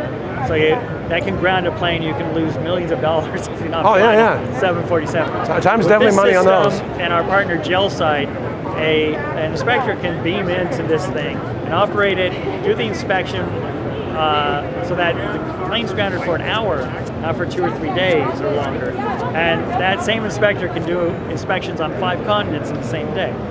I could go on. Biomanufacturing, we're doing a test next month with cellularity, where the human will stay outside the clean room with the robot in it, and the AI watching to make sure it's done properly, and then eventually the AI will just take over and do it. So one of the things that we've talked about before is where we see a technology like this, and the technology, this is the roots. This is the roots of the technology. And eventually, today that technology has been used more in the commercial area because the dollars are there to support it. But like everything else, eventually it gets cheaper and cheaper. Yep. So you could see one of these in your home in the future here. Yeah, so the plan is for everybody to have one of these in the future and spend about, get it down to a price around 60 or 70 grand. Yeah. Which is a mid-sized car these days. Yeah. So especially, in 3 years. So that's the plan, because you bring a cook, you bring a cleaner, you can bring grandma, you can bring a doctor, you can bring your gardener in and out without having an actual human set in your house. Yeah. Which these days you probably don't want. Maybe have one mowing your lawn in the future. Well, thank you very much for sharing with us, Dad. I'm glad we made it over here. Sometimes when we're walking around here, we don't know what we're going to run into. Well, take care. We got it. Thank you very much. Now that was very unusual, and I didn't expect that. Didn't expect that at all. So I'm assuming that we're working with touch screens that have to do with Windows. This is something that we're going to see probably get more and more popular, where you're going to go ahead and have shading that's done at the glass level. One of the things we saw the other day was we had a piece of glass that you could change and make it any type of a piece you wanted. And one of the things we talked about, that stained glass piece that you loved at the end of your hallway in your home, well, maybe that one stained glass is beautiful that if you want to change it, you just go ahead and put a program in and it's a different piece of stained glass.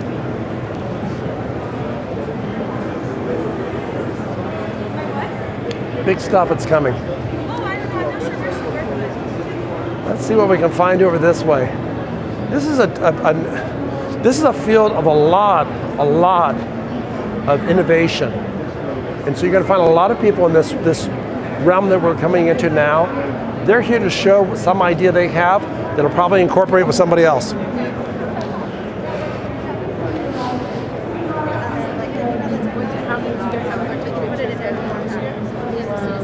Clean box.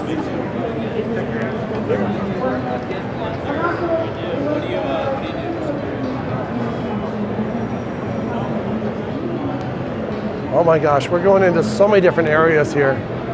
Unfortunately, we only have so much time today to share with you because we want to get around to some of the other areas. Let's head down this way and see what we can find over here. You have the on the price. More electric bikes. That's big. It's coming. And as these things, as they sell more of them, they get cheaper.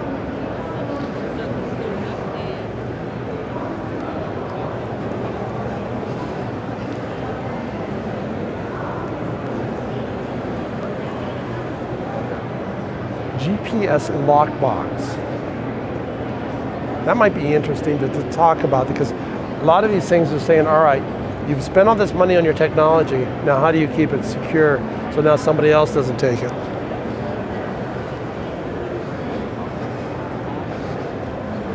Charging vehicle chargers.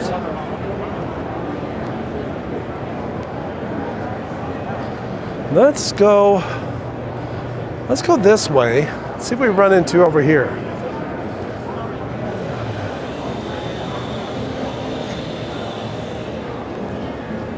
Oh my gosh, more robots over here.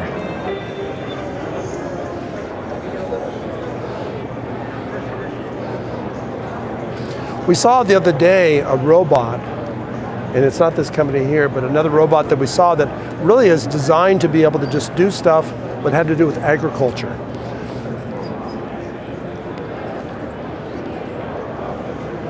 Over here we have all kinds of different things. Different types of robots for doing different types of tasks.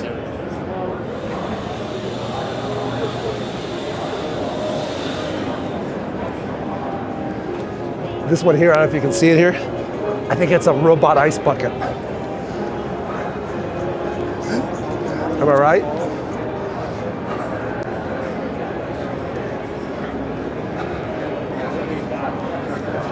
That's actually when we have customers come by, a lot of the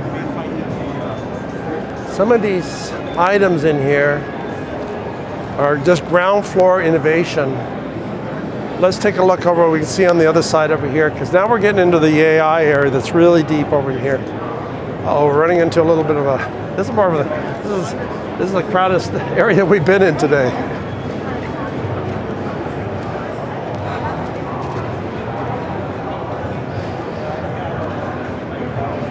More technologies that have to do with watching you and figuring out how it's all going to come together. So that you can go ahead and do a task. Boy, this AI area is very busy over here. Let's head down this way over here.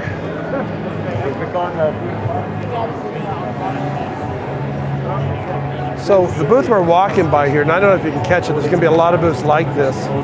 These are all sensors because a lot of times when you're doing things, you got to have a sensor for the perspective that you're in.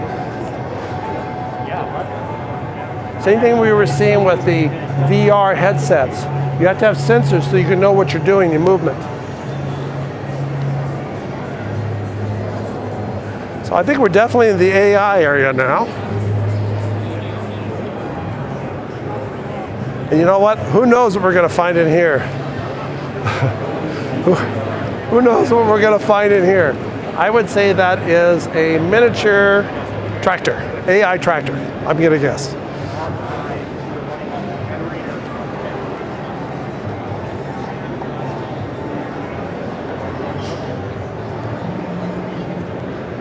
Let's come across this way over here. Let's see what we can find over here. So much of this is just over our heads in a lot of ways because a lot of these are products that haven't actually sometimes made it into the niche that they're looking for. But eventually they will.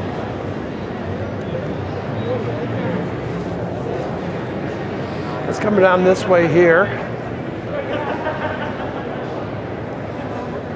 So we were to come and ask about some of these things in here. They'd be talking about something that's just not going to connect with us at all. But they know there's somebody out there. They're going to find a able to sell that technology and put it into their system. Well, I don't know what to think of this. I would say that's kind of cool. I'm not sure if I'd want one in my dining room or not. Looks like it actually would fit in my motorhome. Autonomous disinfecting robots. I mean, this seems to be the new world we're going to be in. There was an article I was reading the other day that talks about as we make our environments cleaner, are we actually not exercising our immune system? Good question. Something to think about. So as we try to get cleaner and cleaner, are we actually hurting ourselves in the long run?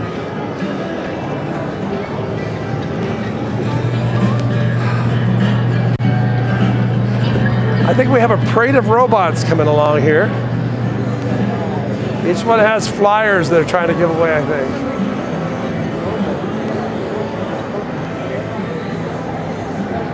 It is fun to watch. For a while.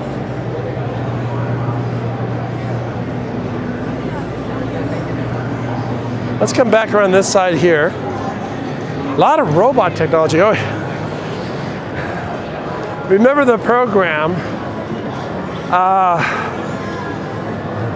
where Wall-E, I don't remember the name, I guess the program was called Wall-E, where we had the little cleaning robots running around here everywhere. I guess that's where that's the first one I've seen like that.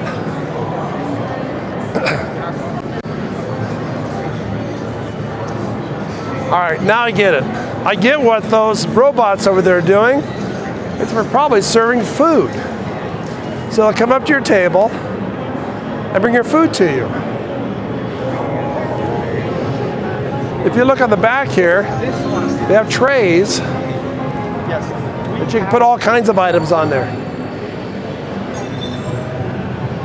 An antivirus place. All right, here we go. Need your beer served? There he is right there. Let's bring it right over to you. You got the drink over, you're ready to go. I guess if you were doing this, let's say it was a restaurant like this, it would bring your tray to your table and you grab your food off of it. So you know what? All our wonderful waitresses of the world, we have to be careful. Now, is it going to know I'm here or not? It didn't care. It went right by me. Let's see if it figures out that I'm in its way. This will be fun. Yeah.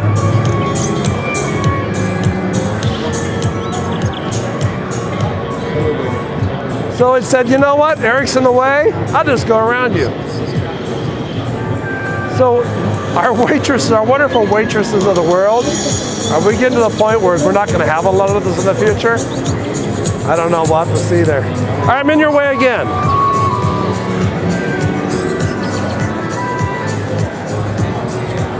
It's fun just to get in the robot's way. Yeah. All right. The robot can avoid you, and it won't hurt you. So how about if I walk into it fast? Oh, it knew. Yeah. It said, well, wait a minute. You get out of my way. I got to go serve food over here. That's pretty fun. Interesting product. Thank you.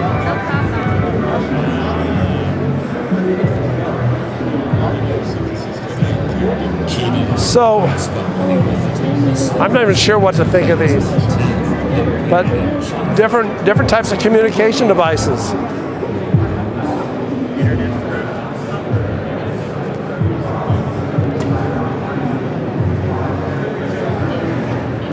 Or virtual reality.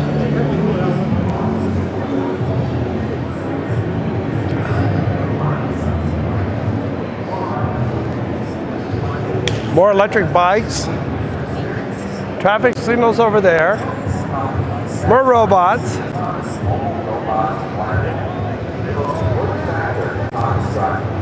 So is the robot following you? Yeah. So the robot's following me around there. Now stop. Now turn this way really fast. Now you have a train of robots coming at you. No, they do. It's the, yeah.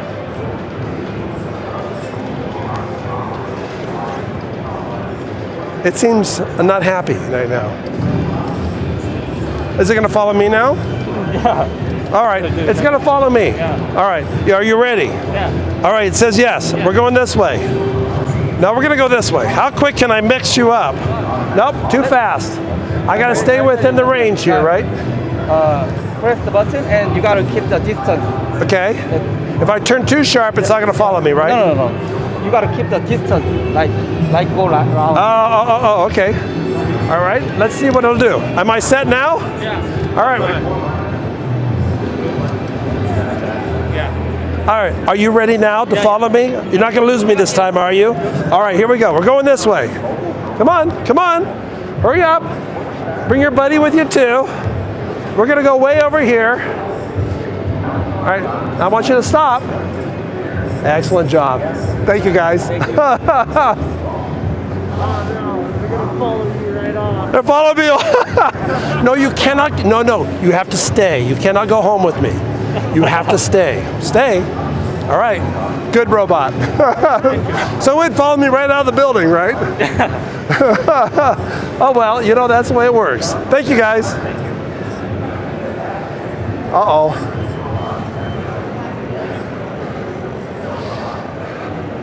I'm going to guess we're cleaning carpets. We cleaning carpets? Well, it's vacuuming and disinfecting at the same time, but the disinfectant is off right now. All right. It's always fun to do because I had fun with these guys over there. If I jump in front of it, it'll say, "Oh, Eric, you're in my way." What? Well, try it. All right, so I'm going to do this again here. See if it knows that I'm here. It does not want, it says, "You're in my way, go away." You're right, it does. That's fun. So you know what? All the carpet cleaning we do in the future, we got an iRobot. Now we got a whole different thing. It's disinfecting our carpet at the same time.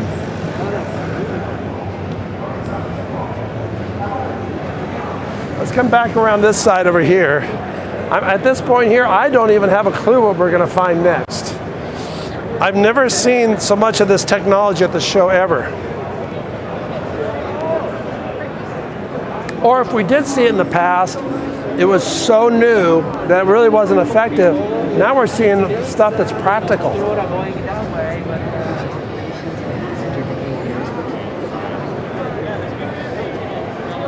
Let's come back down this aisle over here. Then we're going to head across to another building.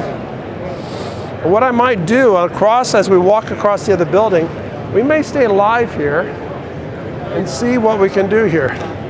Well, they're all lining up for something here. I don't know what. Some kind of a giveaway. All right, let's do that. We're going to go across. Oh. Now I see what they're lining up for. It must be 5 o'clock somewhere. All right, let's head back. We're going to head across to the next building here. And I got to remember how to get us there. This may be a little tough here, but what I want to do is I want to talk about it all the way across.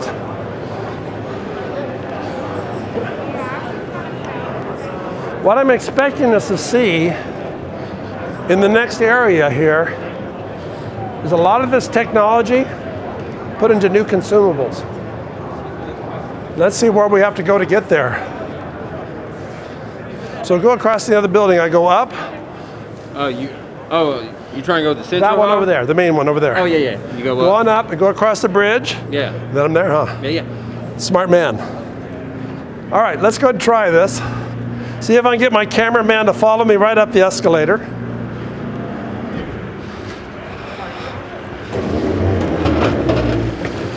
So the next area we're going into, and I'm not sure what's in this next area, but I'm just going to guess here. I think there's a lot of the automotive industry. Remember, this word automotive is starting to change nowadays, and it's going to be changing to mobility. Mobility is the next big key word that's going to be happening here. So we're going to head across. This next building is brand new to the convention center. It was just built just a handful of years ago.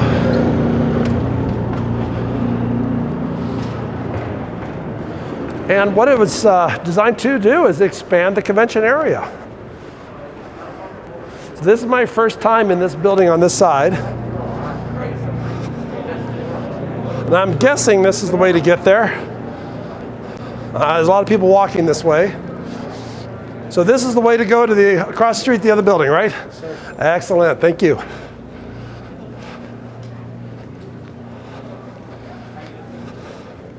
So one of the things about the convention center I wanted to talk about here is the monorail system. If you haven't been to Vegas before, they have a monorail system that connects many of the hotels.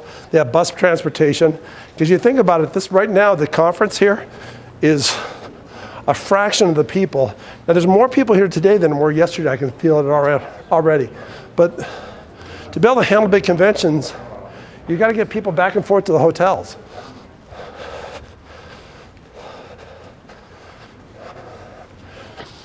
So they got you as information booth out here in the middle of nowhere. Now tell me, I'm going the right way, right? You're going west. I'm going the right way.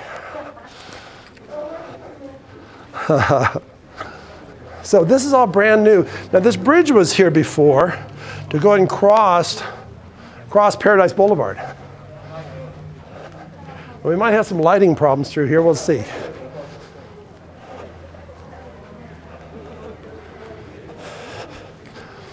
I know some of you folks out there is maybe as old as I am.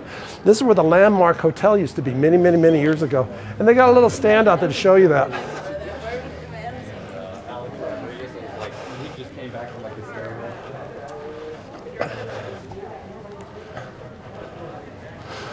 So if you're not familiar with the area, this is Paradise Boulevard.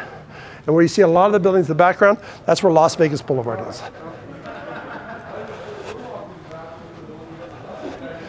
So I'm kind of excited about this next building. We'll see what they have here. So I'm hoping it has a lot of the automotive industry that we've been hoping to see. All right. Are we going to be able to make it up this? Is it too narrow? It's pretty narrow. Uh-oh. Oh, it's pretty tight. Oh my gosh, he's having to carry this. You did this to me. Oh, I guess I did. It's my fault. Oh, great. I guess escalators are downsizing too. All right, good. So, it looks like we still have a long way to walk. Now this is, like I said before, this is a brand new building. It's only a handful of years old. They're going to make us walk a long way, it looks like to me.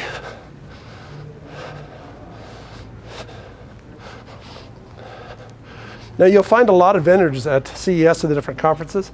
They'll actually rent different spots around here to actually show their product. Just showcase their product, I should say. Oh my gosh, it looks like we got a long way to go.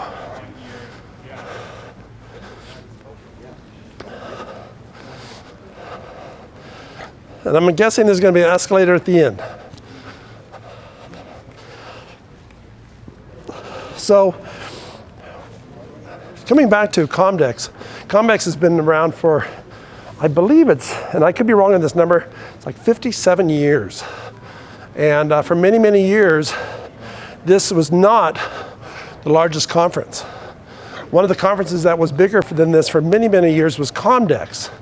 Well, back in after 9/11, one of the things that was coming up was the conference.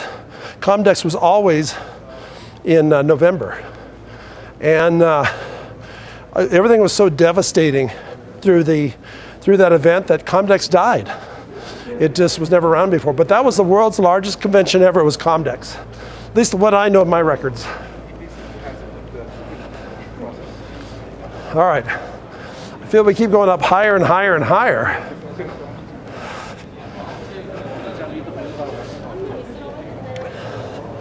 So there's not very many places. If some of you out there viewing this that don't know Las Vegas, not very many places that can house enough people for these huge, huge conferences that happen. Oh my gosh, are we gonna go up another level?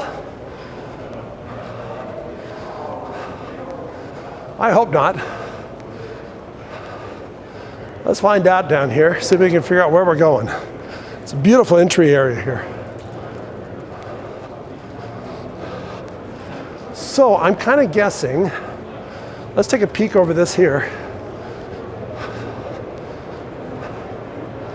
But this is the entrance to the convention floor here. You can see people coming through here. So I'm hoping everything's behind this. Let's go find out. Let's see what we have here. See if I can find somebody that knows. It was purely like a physical difference. That's the man in the know right there. Is the convention below or above us? Below. How do I get that right there? See? Or if you need to take that, there's an elevator right over there. We'll lose signal, we're live. Okay. Thank you very much. All right, so we're gonna go down. I don't know what people are going up for. These buildings are so huge, so huge. All right, Mr. Cameraman, you have a wider escalator here. I'll let you guys go ahead of us. Go ahead. All right, ready? This one is much, much wider. So, the only thing I know from seeing on the maps is there seems to be a lot of automotive mobility technology here. So I'm really excited to see what they're going to be showing here, on this side of it here. There's a little bit of walk to get here, but we're here now. All right, let's get all crossed over there and see what we can find in there. Oh, I guess that's the entrance. Or at least one of them.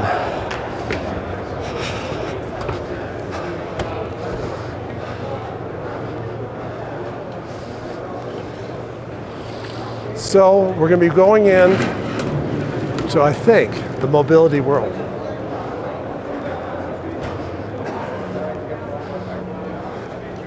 There's the comment there.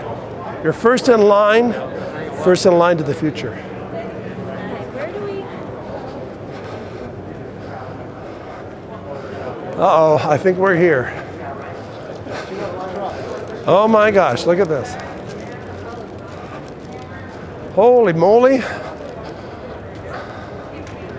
I don't even know where to start here. Uh-oh, just a second. What's that? Checking my The bag, you need a pink sticker on it? For media? Yeah, the media. We haven't used it all day long. The pink sticker? No, we haven't have it. I was working with media too. They didn't tell me I needed to have anything here. Oh yeah, you should need a pink sticker for your bag. Oh, for the bags? Yeah, for the bag. Oh. Bag for you guys. Oh, for our going through, when it went through security? Mm-hmm. We went through security back on the other side and came through and they didn't give us anything there. We've been through the whole conference area except for here. Okay. So what do you want to do for us? All right, gotta call it in and make sure everything's okay. Now we've already gone through security. We'll just be a few minutes here and we'll go ahead and get us moving here. And one person doesn't have a pink label on their backpack. So we came into the central building through the security over there. A pink label like that? Yeah? Yeah, it's just that. Everybody has Okay. All right. What was that? So they don't have immediate on their back, the pink wristband saying their bags are kept on their one backpack? No, we haven't needed it all day long. No, they said they haven't needed it all day long. Yeah, we've been going through, this is the last building we're in. Okay, copy. Okay. All right, thank you very much. If we would have known, we would have got one. All right, here we go.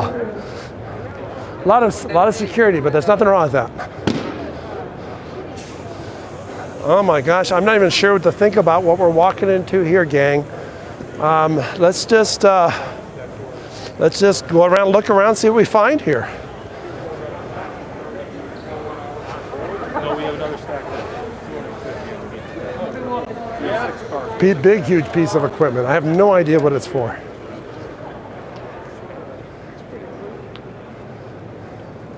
I've done that before, but it hurts.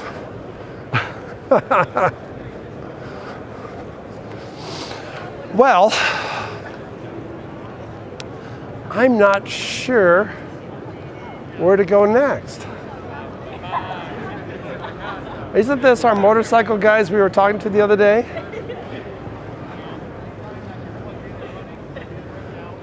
Hi, how are you doing? I think this is one of the groups we talked to in the other building the other day. Wasn't that you I was talking to? It was you. Yeah. So this was, we did a little piece the other day we put on live, and this was the bike that if I had more energy, he was going to loan to me to go and drive all the way back to Hesperia with, because now he knows where Hesperia is, right? Yes, I He do. knows where Hesperia is, because this bike, if I remember right, correct me if I'm wrong. Okay. I'm trying to remember. There's so much information overload here, right? We'll give you a hint, okay. So, just 200 miles. Exactly. You know this. And it's off-road. Yeah, with full suspension. And I can license it. Of course, but you can legally ride it up to 20 miles per hour. If it's up to 20 miles an hour, I can ride it on the road. Yeah, and on off-road. And I got a chance to sit on it the other day, and it's actually very, very comfortable. And I'm gonna do it again here. Oh my gosh, I'm so sore from today. Because it has a monoshock, and it has front shocks here. You know what? I could ride around in this. Now there is a throttle bar. So when I can be pedaling it. You can, but nobody does. If you're doing 200 miles, why would you even pedal anything anymore? But I could if I wanted to. I'm looking at the exercise, but I'm not wanting to do a whole day's worth of riding. Yes, you don't have to. You have an opportunity, but you don't have to pedal. Yeah. So this is another one of these mobility examples that we're seeing. And like I said, we got a chance to talk to these folks the other day. And you know what? I've seen a lot of these already, but nothing like yours. Thank you. You know, and this is, and I don't think anybody else could do 200 miles, if I remember right. We as a Guinness World Records holder. So, Nobody could beat us. So what I was talking about, where we're actually out of, is Hesperia, California, which happens to be 200 miles from Las Vegas. Exactly. So, all right. Well, thank you guys for letting me sit on it and see it. And oh my gosh, when you're walking around a lot, your legs are getting to the point where they're almost done. Oh yeah. Thank you guys. Very good product. Thank you. Thank you. This is a great product. Another mobility product. Anybody just go down, plug, turn it on. It's doing its magic pretty much. This is interesting. I don't know if you can catch this over here. Maybe at this angle here. You're doing charging from a 30 amp, 220, I'm gonna guess, outlet. So you don't have to have some fancy thing put in. Because that's one of the things about, for example, when it has to do with charging systems, you gotta put a whole charging system in your garage or whatever it might be. So I'm guessing that's what it is. I can plug it right into my dryer outlet, Yes. 220 outlet, and not have to deal with the electric company at all, right? Not at all, and you don't have to deal with the wife getting mad about you unplugging her dryer. Exactly. Oh, I didn't see that part of it. So, oh, I see. You have so you have an outlet for the dryer, an outlet for the car. What cars won't this charge? You're gonna say, None. no, there we go. I knew it was coming. All common EVs, all common American EVs right now. So even Tesla and all those guys. All Tesla, yeah, exactly. I mean, you see us charging off a Tesla right now. Oh, sure enough, there it is right there. Yeah. Because this is one of the problems that people talk about. It's like, I didn't want to deal with the putting in the electric panel and all that junk because it, you know. Yeah, no, exactly. And then sometimes if you add that dedicated circuit to your house, you're going to have to call the electric company in their grid and add more power from the grid, Right. which is going to cost more and more and more. Right. Whereas this, it's just simple plug and play. I like plug it. it into your existing 240 volt circuit, Yeah. and then plug in your dryer, plug in your EV, and it's automatically switching whichever needs the power. Does it need to be a 220 or can it be a single phase 30 amp? Single phase, yes. Single phase 30 amp works. Okay. Like for example, you plug a motorhome into, is not 220, it's a different outlet plug. See, this is 220 for your dryer. So you do have a product that'll work with that too then.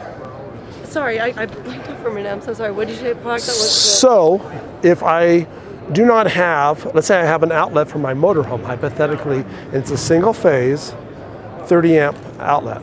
Well, do you have an adapter for that that would work? Or you need to have the 220?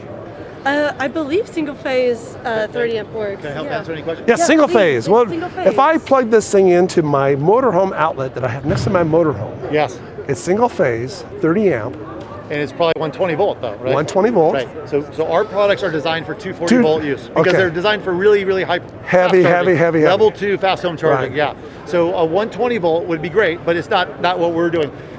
What this lets you do is it takes your existing dryer Oh, I love that. circuit, Yes, yes, yes. and lets you avoid having to install a dedicated circuit. So I don't know if you caught where my mind was going there with that. Sorry. Is that while I'm at an RV park, yeah, and I want to charge my car, love it. Now you have a 30 amp you can put into it, you know, and trying to make sure we stay on the camera. Sure. So I can put a 30 amp there when I'm in the RV park to charge my vehicle. So that's the next thing you're working on. I would say we'll give you another year or two. 120 volt power, we haven't rolled that out yet. So really limited to 240 right now on purpose.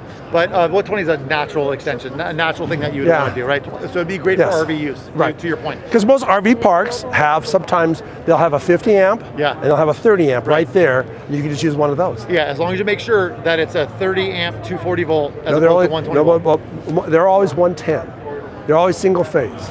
So anyway, I'm sure it's coming, and I'm excited about it. We are too, and right now we're just so busy running fast with this because basically someone can avoid having to have a dedicated circuit installed. Right. And they just plug this thing in 30 seconds, they're charging their home, fast charging at their home too, so yeah. Very good. We're excited about the RV side of things. It'd be really exciting. We're looking forward to that too. Good. Well, thank you for sharing with us thanks today. So much. Take care. Thank you. Bye. So that is something I didn't expect to see. I really didn't.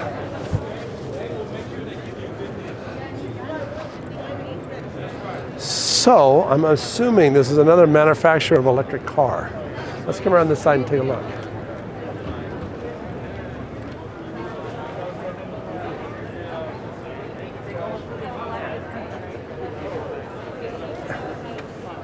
You know what? Like I said the other day, look out Tesla.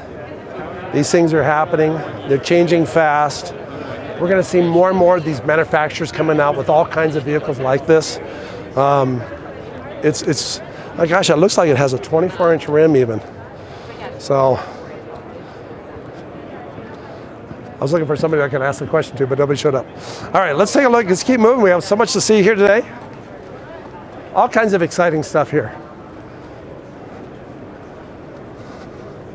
Probably, I'm gonna guess we want to come back around this way here. Let's sneak around this other side over here.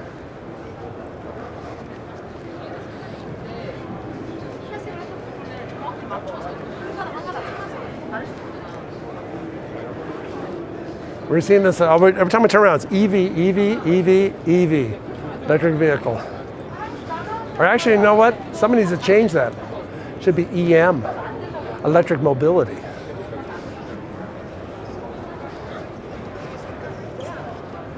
More cars. Back over there, there's two more cars over there, another company.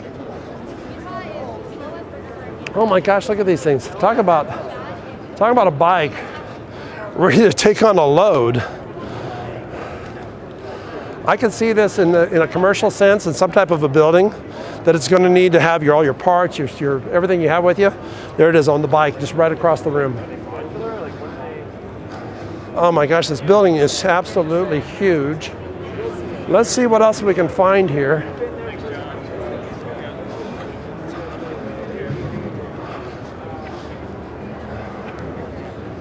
So, I'm going to sneak us around this way over here. Garmin.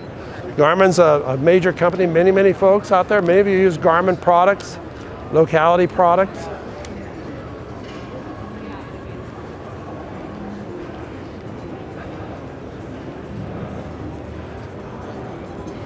I'm going to say it this way, even though they're not saying it this way. Mobility communication with other vehicles.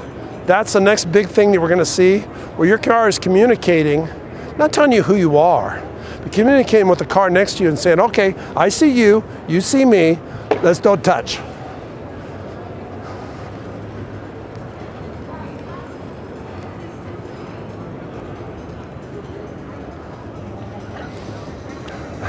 Autonomous, look at this, autonomous vehicle driving simulator.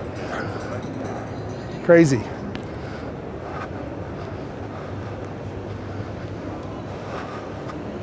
EV charging, more EV charging. Nice model of a dog with red dots, orange dots I should say. Fisker.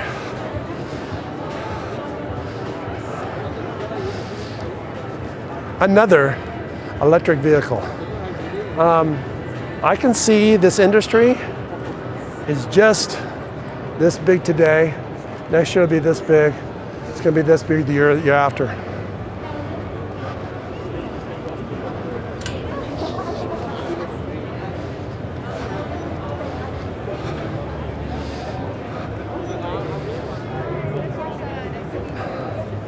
And every product is coming out with a different look and feel. That doesn't even look like a Tesla. Doesn't even look like an electric vehicle. But it's a nice design, beautiful design. Just absolutely beautiful. Let's go this way.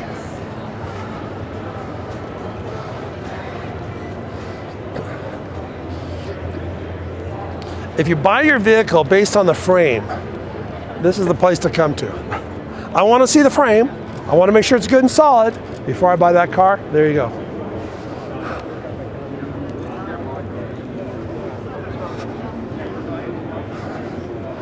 Blackberry. Blackberry's been around. I read some piece the other day. Blackberry is actually looking to all kinds of new technologies.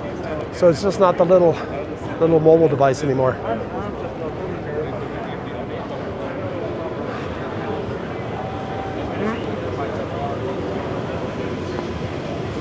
I don't know what this is, but we got to go this way.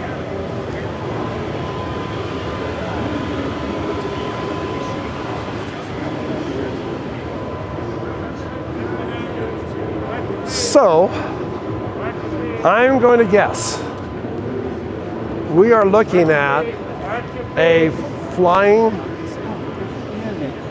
we can't go anywhere. Yeah, so we're looking at probably a flying vehicle, I'm going to guess here. If you look at over here, and I think this brand here, I've seen pieces on this, you know.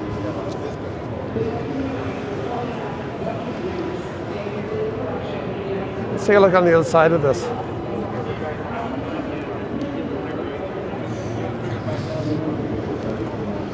So is this the next new way that we're going to be getting to work?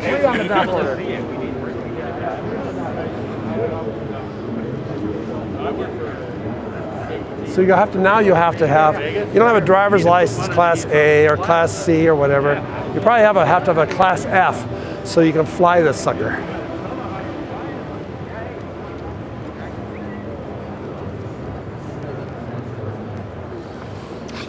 One of the big areas that we're going to see more and more of the impact from are trucks. Because right now there's actually a driver shortage. There's been one out for many, many years. A driver load can only be driven so many hours a day. If you get to the point where you're talking about autonomous vehicles, and I don't know if this is one or not, you're going to find that you're going to be able to have more and more people, more and more trucks running more time during the day. Let's come back over here. Oh my gosh, look at this, guys. More vehicles.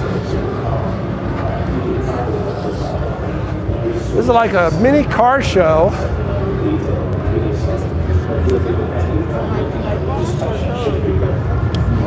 One of the things that you're going to see, and I know that Congressman Jay Obernolte even brought this up, that we got to do more with AI. Because the rest of the world is trying to get it. The person that really figures out AI completely at the highest levels, the ones that are going to be able to run everything. You're going to find more and more vehicles, more and more stuff that's going to be able to run on AI. So like I said, when I was talking about before, when you have communications between vehicles, ahead of you, behind you, around you, figuring out we do that with Waze today. We'll program a destination into Waze, and it'll tell us, it's like, wait a minute, The freeway's not the quickest. You need to get off on this off ramp, go down 2 streets and get back on again. That's all the AI world. Beautiful vehicles.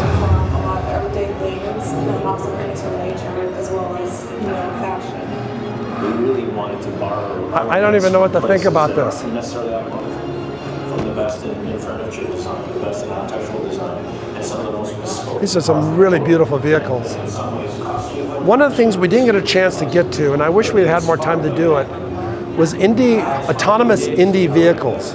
This is something it's called the Indy Challenge. So you'll have race cars going possibly plus, in the future, plus 200, maybe even closer to 300 miles an hour. Nobody in them. It's all AI and it's all autonomous. Let's come across this side over here. These are just beautiful.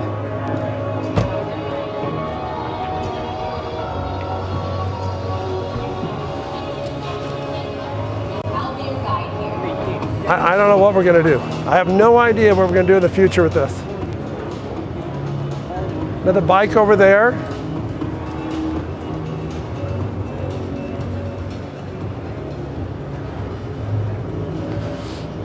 A whole framework showing all the battery levels in a vehicle.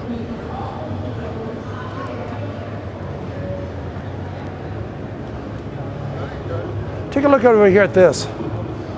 There is no driver compartment. There is no driver compartment, no steering wheel. All it is cargo, 100% cargo. Take a look at that. Let's go around the other side and look at it.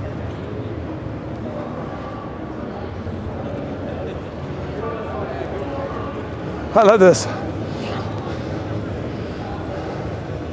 It's delivering your groceries, your food, and whatever it takes to deliver. A little touch panel.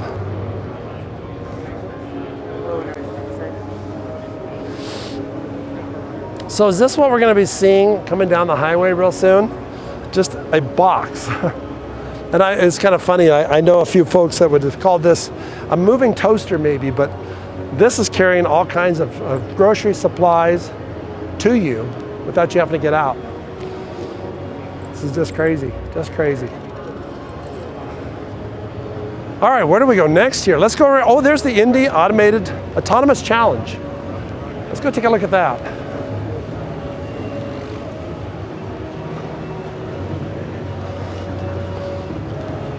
So I would say this room has gone beyond my expectations. I am pretty impressed, pretty impressed. I don't even know what that is.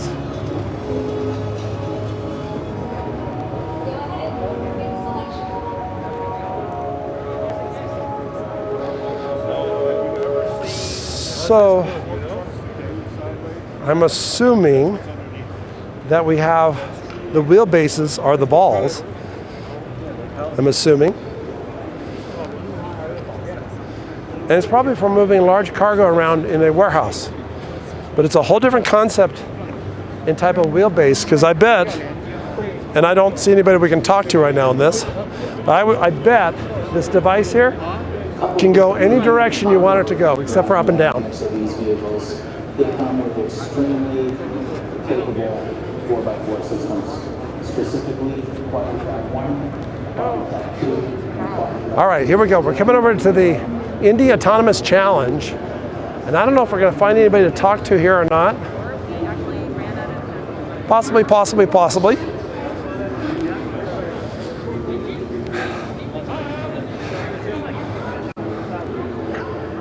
So what's this car missing? This car doesn't have a driver's seat. It's got sensors all the way around on it. Is this the next world of high-speed racing? Mr. Racetrack Track Driver, I don't know if your jobs are going away, but this is a big challenge. I know a lot of schools, a lot of universities were actually talking about getting involved in different autonomous race car events. Here's one for the Indy. It's beautiful, beautiful piece.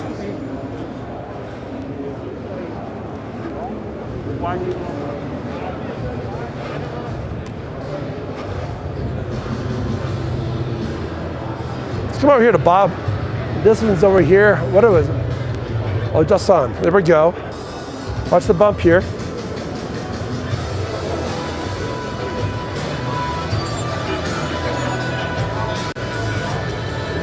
So a lot of these products still will have somebody operating them, because you're talking about loads that it's very, very difficult to get too autonomous on. But sometimes what they'll do is they'll tell you exactly what the grade is and everything you need to do as far as what you're actually taking away or adding to something.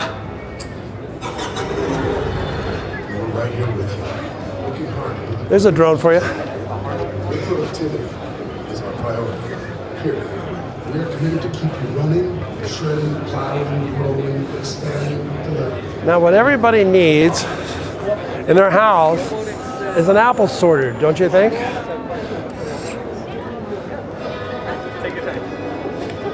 Uh-oh, it's even picking one. No, it didn't pick it. Didn't like it. That one wasn't the one I wanted.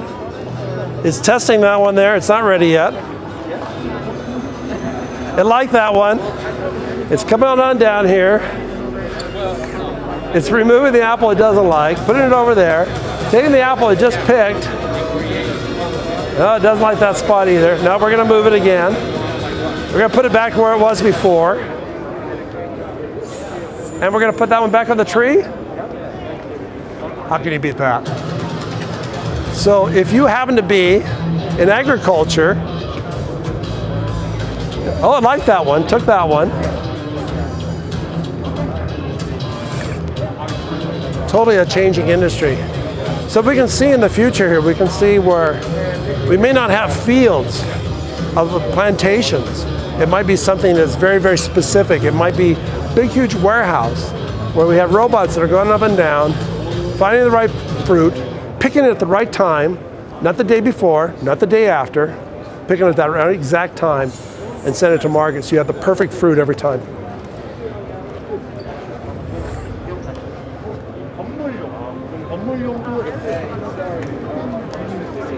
This one over here, if you can catch around this view here, I didn't see this one. The box is being moved. It's going to restack it. I guess it's going to put it on the other side. So not only the apples being picked, but the apples are being sorted and put on the truck for you.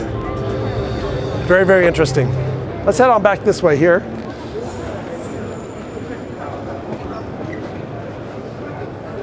Oh my gosh, there's so much more to see here.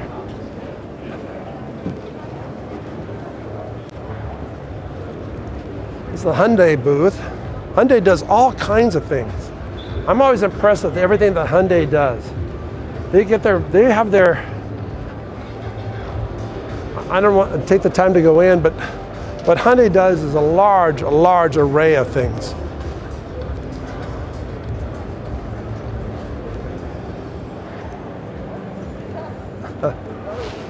What do we have here? We have a Volvo, the Volvo car.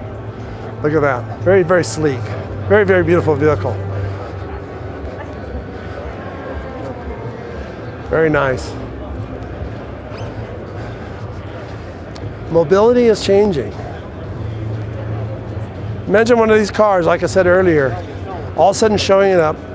You ordered it, picked you up, takes you to Costco, load your stuff in the back of it. Another car comes and gets you, loads your stuff in the back, takes you back home. You don't even own a car anymore. Let's go back around this side. Oops, sorry. Sorry, Mr. Cameraman.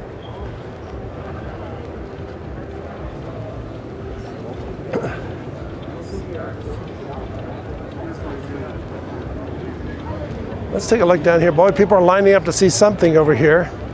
The Hyundai Presentation. Holy moly moly. I don't even know what to think about what's in here. I don't know if you can catch there. We don't have time to go in right now.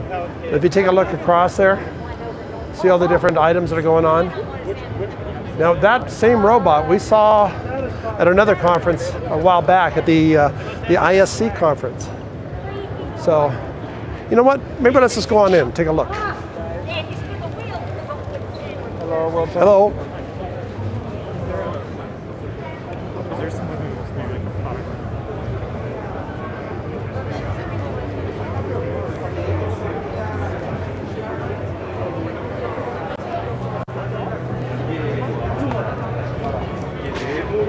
So what we're seeing in here, and it's difficult, there's a lot of people in this room here.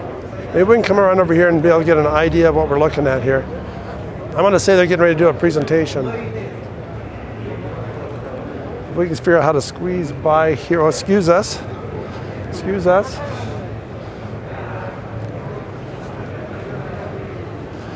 Another example right here of a logistics robots.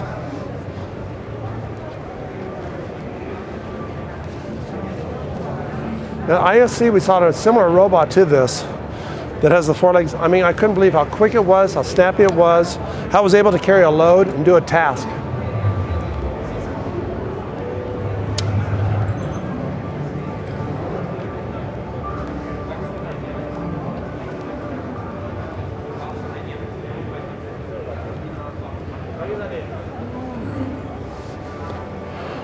This here is, to me, is an example of what is to come here. Because if you look over here, I don't know if you can catch this one over here, that one is flat on the ground and it's carrying a monitor. Now what you might need to carry is, who knows, something that has to be stabilized. Over here where you watch it taking over a step here, and what is it? It's still flat, 100% flat.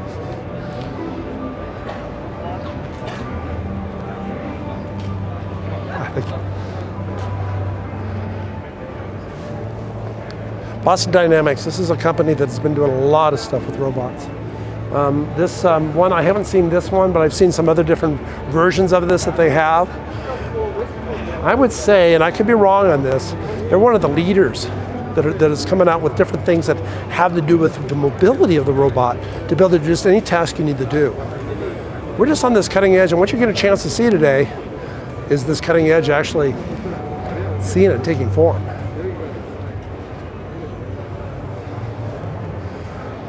Trying to figure out where we can get back out.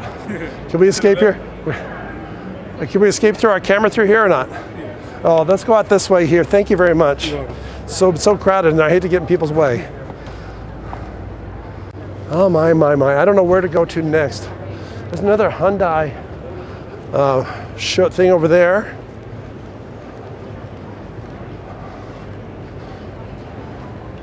So what these big companies are dealing with, what they're looking for, all the little booths we saw in the other room, you bet that they've been watching those guys and they're out there looking at their products and see how their products would make these products better. A hydrogen vehicle. Oh my.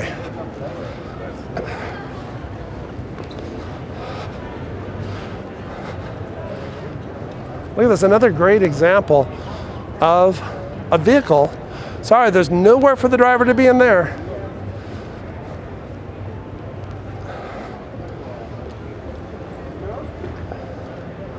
Pretty crazy, pretty crazy. So I'm guessing this one has a hydrogen tank, and they're using the hydrogen to go ahead and power. I'm seeing one says hydrogen, one says ion. You're gonna find all kinds of, this stuff here is just getting somewhere, just going somewhere. Hi, you're coming over to talk to me. I did come over to talk to you. Wonderful, tell me what we're looking at here. Well, let me get. Let's come over this, let's come over this side of it here so we can see it. Let me grab a guy. Okay. Who's gonna give you all the... Let's take a look at this thing here. Because one of the things, I'm guessing this might be is a fuel cell. Fuel cells will be pretty big because a fuel cell can actually use hydrogen.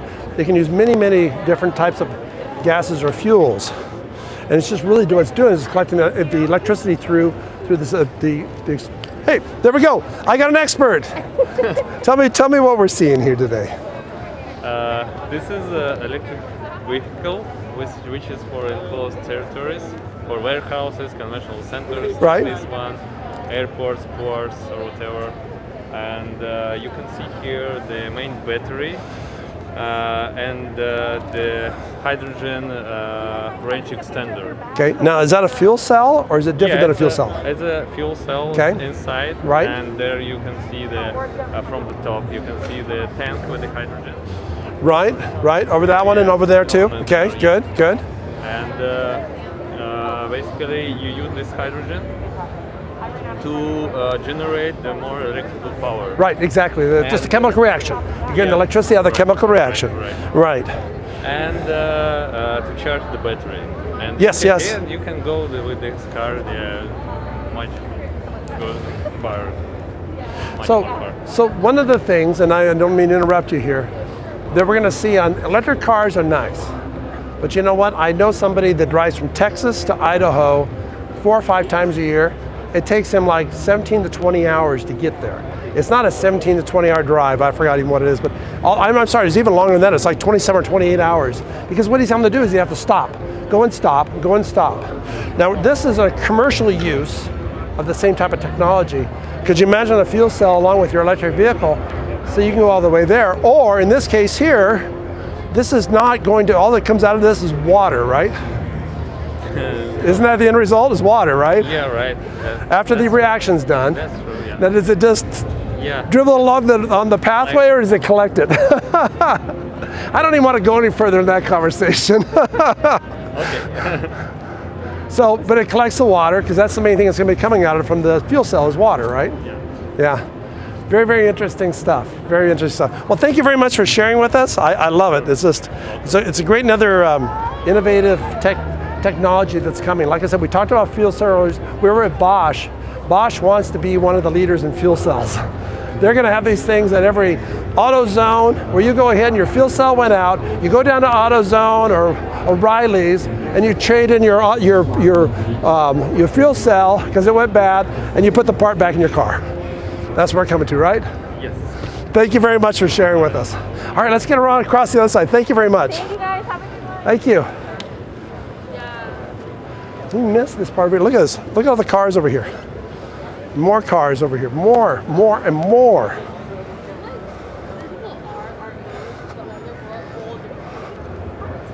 We haven't even got, I don't know if we're going to make the Venetian today. There are some, that's a whole nother place that's even bigger than this.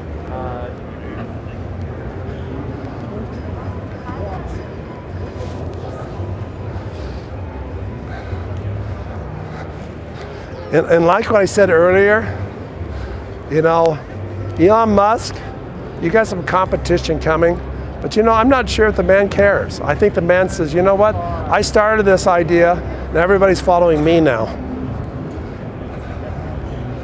Beautiful cars, absolutely gorgeous cars. Absolutely gorgeous. There's another company.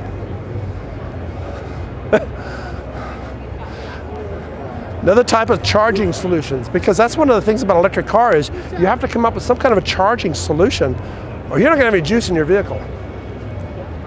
Let's slip across this way, see what we can find over here. Aston Martin, I didn't notice that. That's an Aston Martin. Amazing vehicle. Amazing vehicle.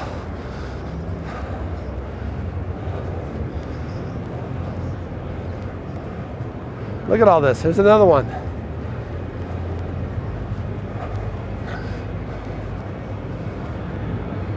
Oh my gosh, I'm just so overwhelmed. I don't even know what to say next here. There is so much going on here. Just so much.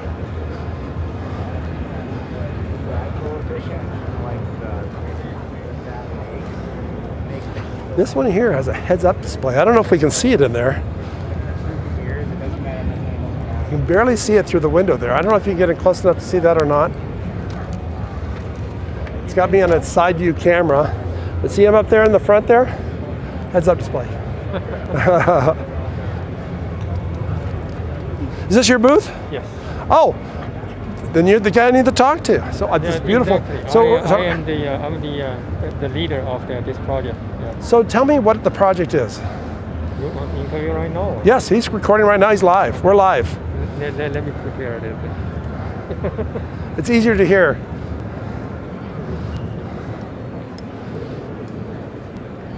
So what is the project? The project, we have this platform for the pickup trucks and also for the utility van. And also we have in the future, for the future model is the SUV. So one platform for different products. Yeah, we start from the pickup truck first. Okay. Now, what is the platform? So I'm not quite clear on that. That's the chassis for this entire electric vehicle. Oh. So you're talking about a full chassis system. Exactly. This is the whole vehicle. This is your vehicle. That's our vehicle. Edison Future. Yeah. So you're not just the heads-up display. No. This is the entire thing. Entire vehicle. That's You know what? Then we should be being interviewed on this side. Mr. Cameraman, let's move around this way because if this is his vehicle here, let's come across over here if we can. It's a small thing that's interesting.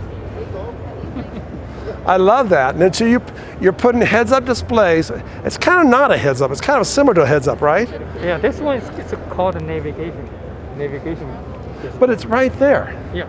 So you don't have to look away or anything else. You can look just right there for the navigation. So you can be just like a Top Gun pilot, right? Exactly. And have the heads-up display and be moving down the road. Wonderful. These are This is just a small feature. I know. I'm getting that. I mean, gosh, when I came to the side over there, it had my camera. It's giving me a signal here saying, "No, get away from me." It's I love it. Yeah, so this Edison Future EF is our brand. EF is the brand. Yeah. Under this brand, this is the charger, which is supposed to charge you.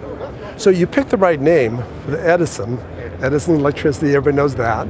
and the other idea of is the future. So you have a great looking product here, and this is what just more of a passenger type vehicle. Same. Gosh, it's big. It's sure big here. Yeah, this one is the pickup truck. That's the pick. Oh, I can see it now. It's a pickup truck. Yeah, and this pickup truck we have double cab. You can see, and also you can see the trunk in the back. Each person has their own little seat. It looks like. Yeah, this is a total 6 seats. A total what? 6 seats. 6? I don't know if we can come over and see this over here. Take a look at this. If we can get back into here and look at this here. Oh, that's beautiful. Beautiful job. These are fully electric vehicles. Yep. I don't know. Full electric vehicle, 6 seats in the front and 6 seats in the back. I like the idea of the individual seats. Because you're not like saying, well, wait a minute, where's my seat? Where's my seat belt? You have your own seat. Yeah, you have this is my seat. Get off my seat. And beautiful also display. You can see the toolbox on the other side, and if you look at it here, yeah, you can see the toolbox right here inside. This one. Oh, right here. Yeah, and also in here, and also there. Oh my gosh. Yeah, very, very nice. Only one missing is for this door. I don't know why. Oh, I see right there. It says, please don't touch. Yeah. Please don't steal. This car is perfect for contractors and professionals and technicians, and also great for families. But it's too beautiful to take onto a construction site. Well, contractor people and technicians, they have families. So That's true. That's true. For family and also for travel. Right. For trip, for travel. Yeah. How long you had this vehicle? These are the prototypes, or are you actually in production? We you guys just finished the prototype like 2 months ago. You're on the right track. These are very, very beautiful. And we showed it in the Los Angeles Auto Show. Oh yes, November. Yeah. Nice. This is second show for our vehicle. Well, congratulations, and thank you for sharing with us because I love this product. It's beautiful. And the most important part of this car, the unique part is the solar system. The solar? The solar charge right here on the top of the vehicle. Yeah? And all the way to the back. Oh look at this. And you can have this. These are all solar panels. All solar panels. Maybe, Mr. Cameron, if you can come around the other side over here. I don't know if you're going to catch it from here or not. You can try.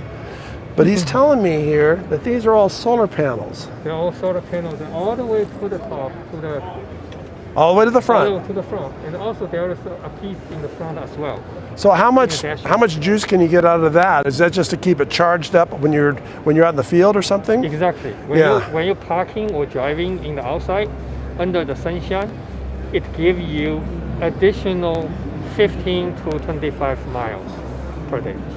Oh, no kidding. Yeah. Now these will all pull back. Yeah. So that you can carry your load. Yeah. And you can see the videos of how this works. So. And also you can take this out. If you have some additional loading stuff like bicycles and the boats, you can put on the top, and you can take this out. Now, why are you the first one to come up with something so clever? I think that's why I am. I love it.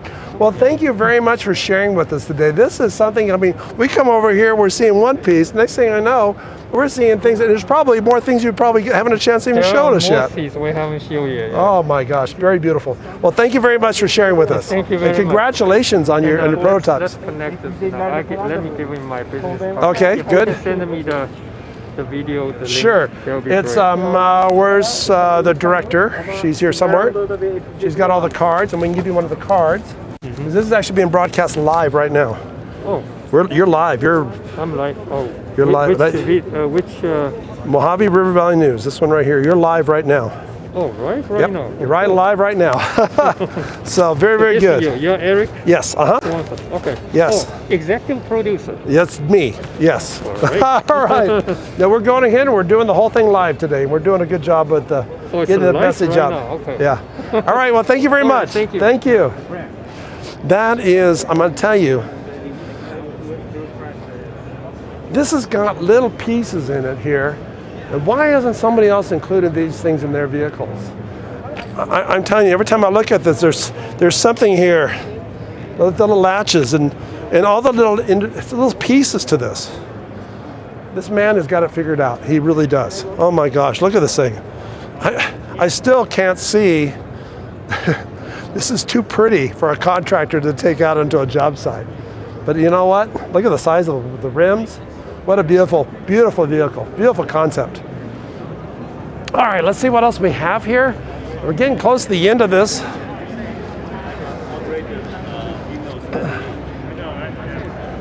More charging systems we have over here.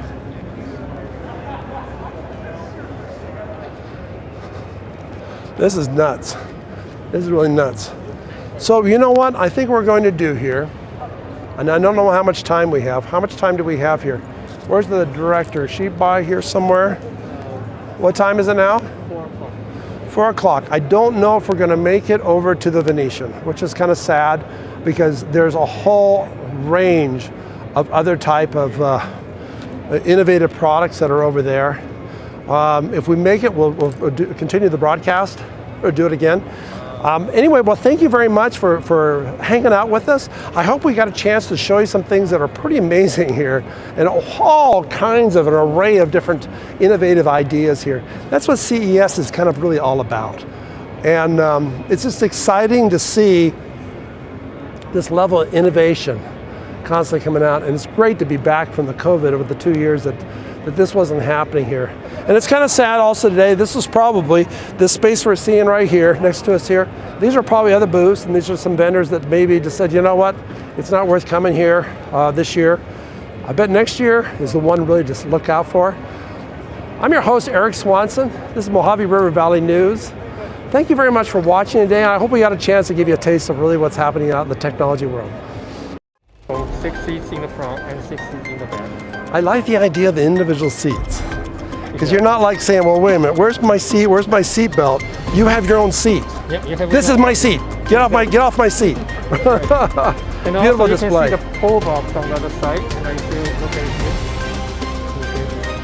here, you can see the tool box right here inside.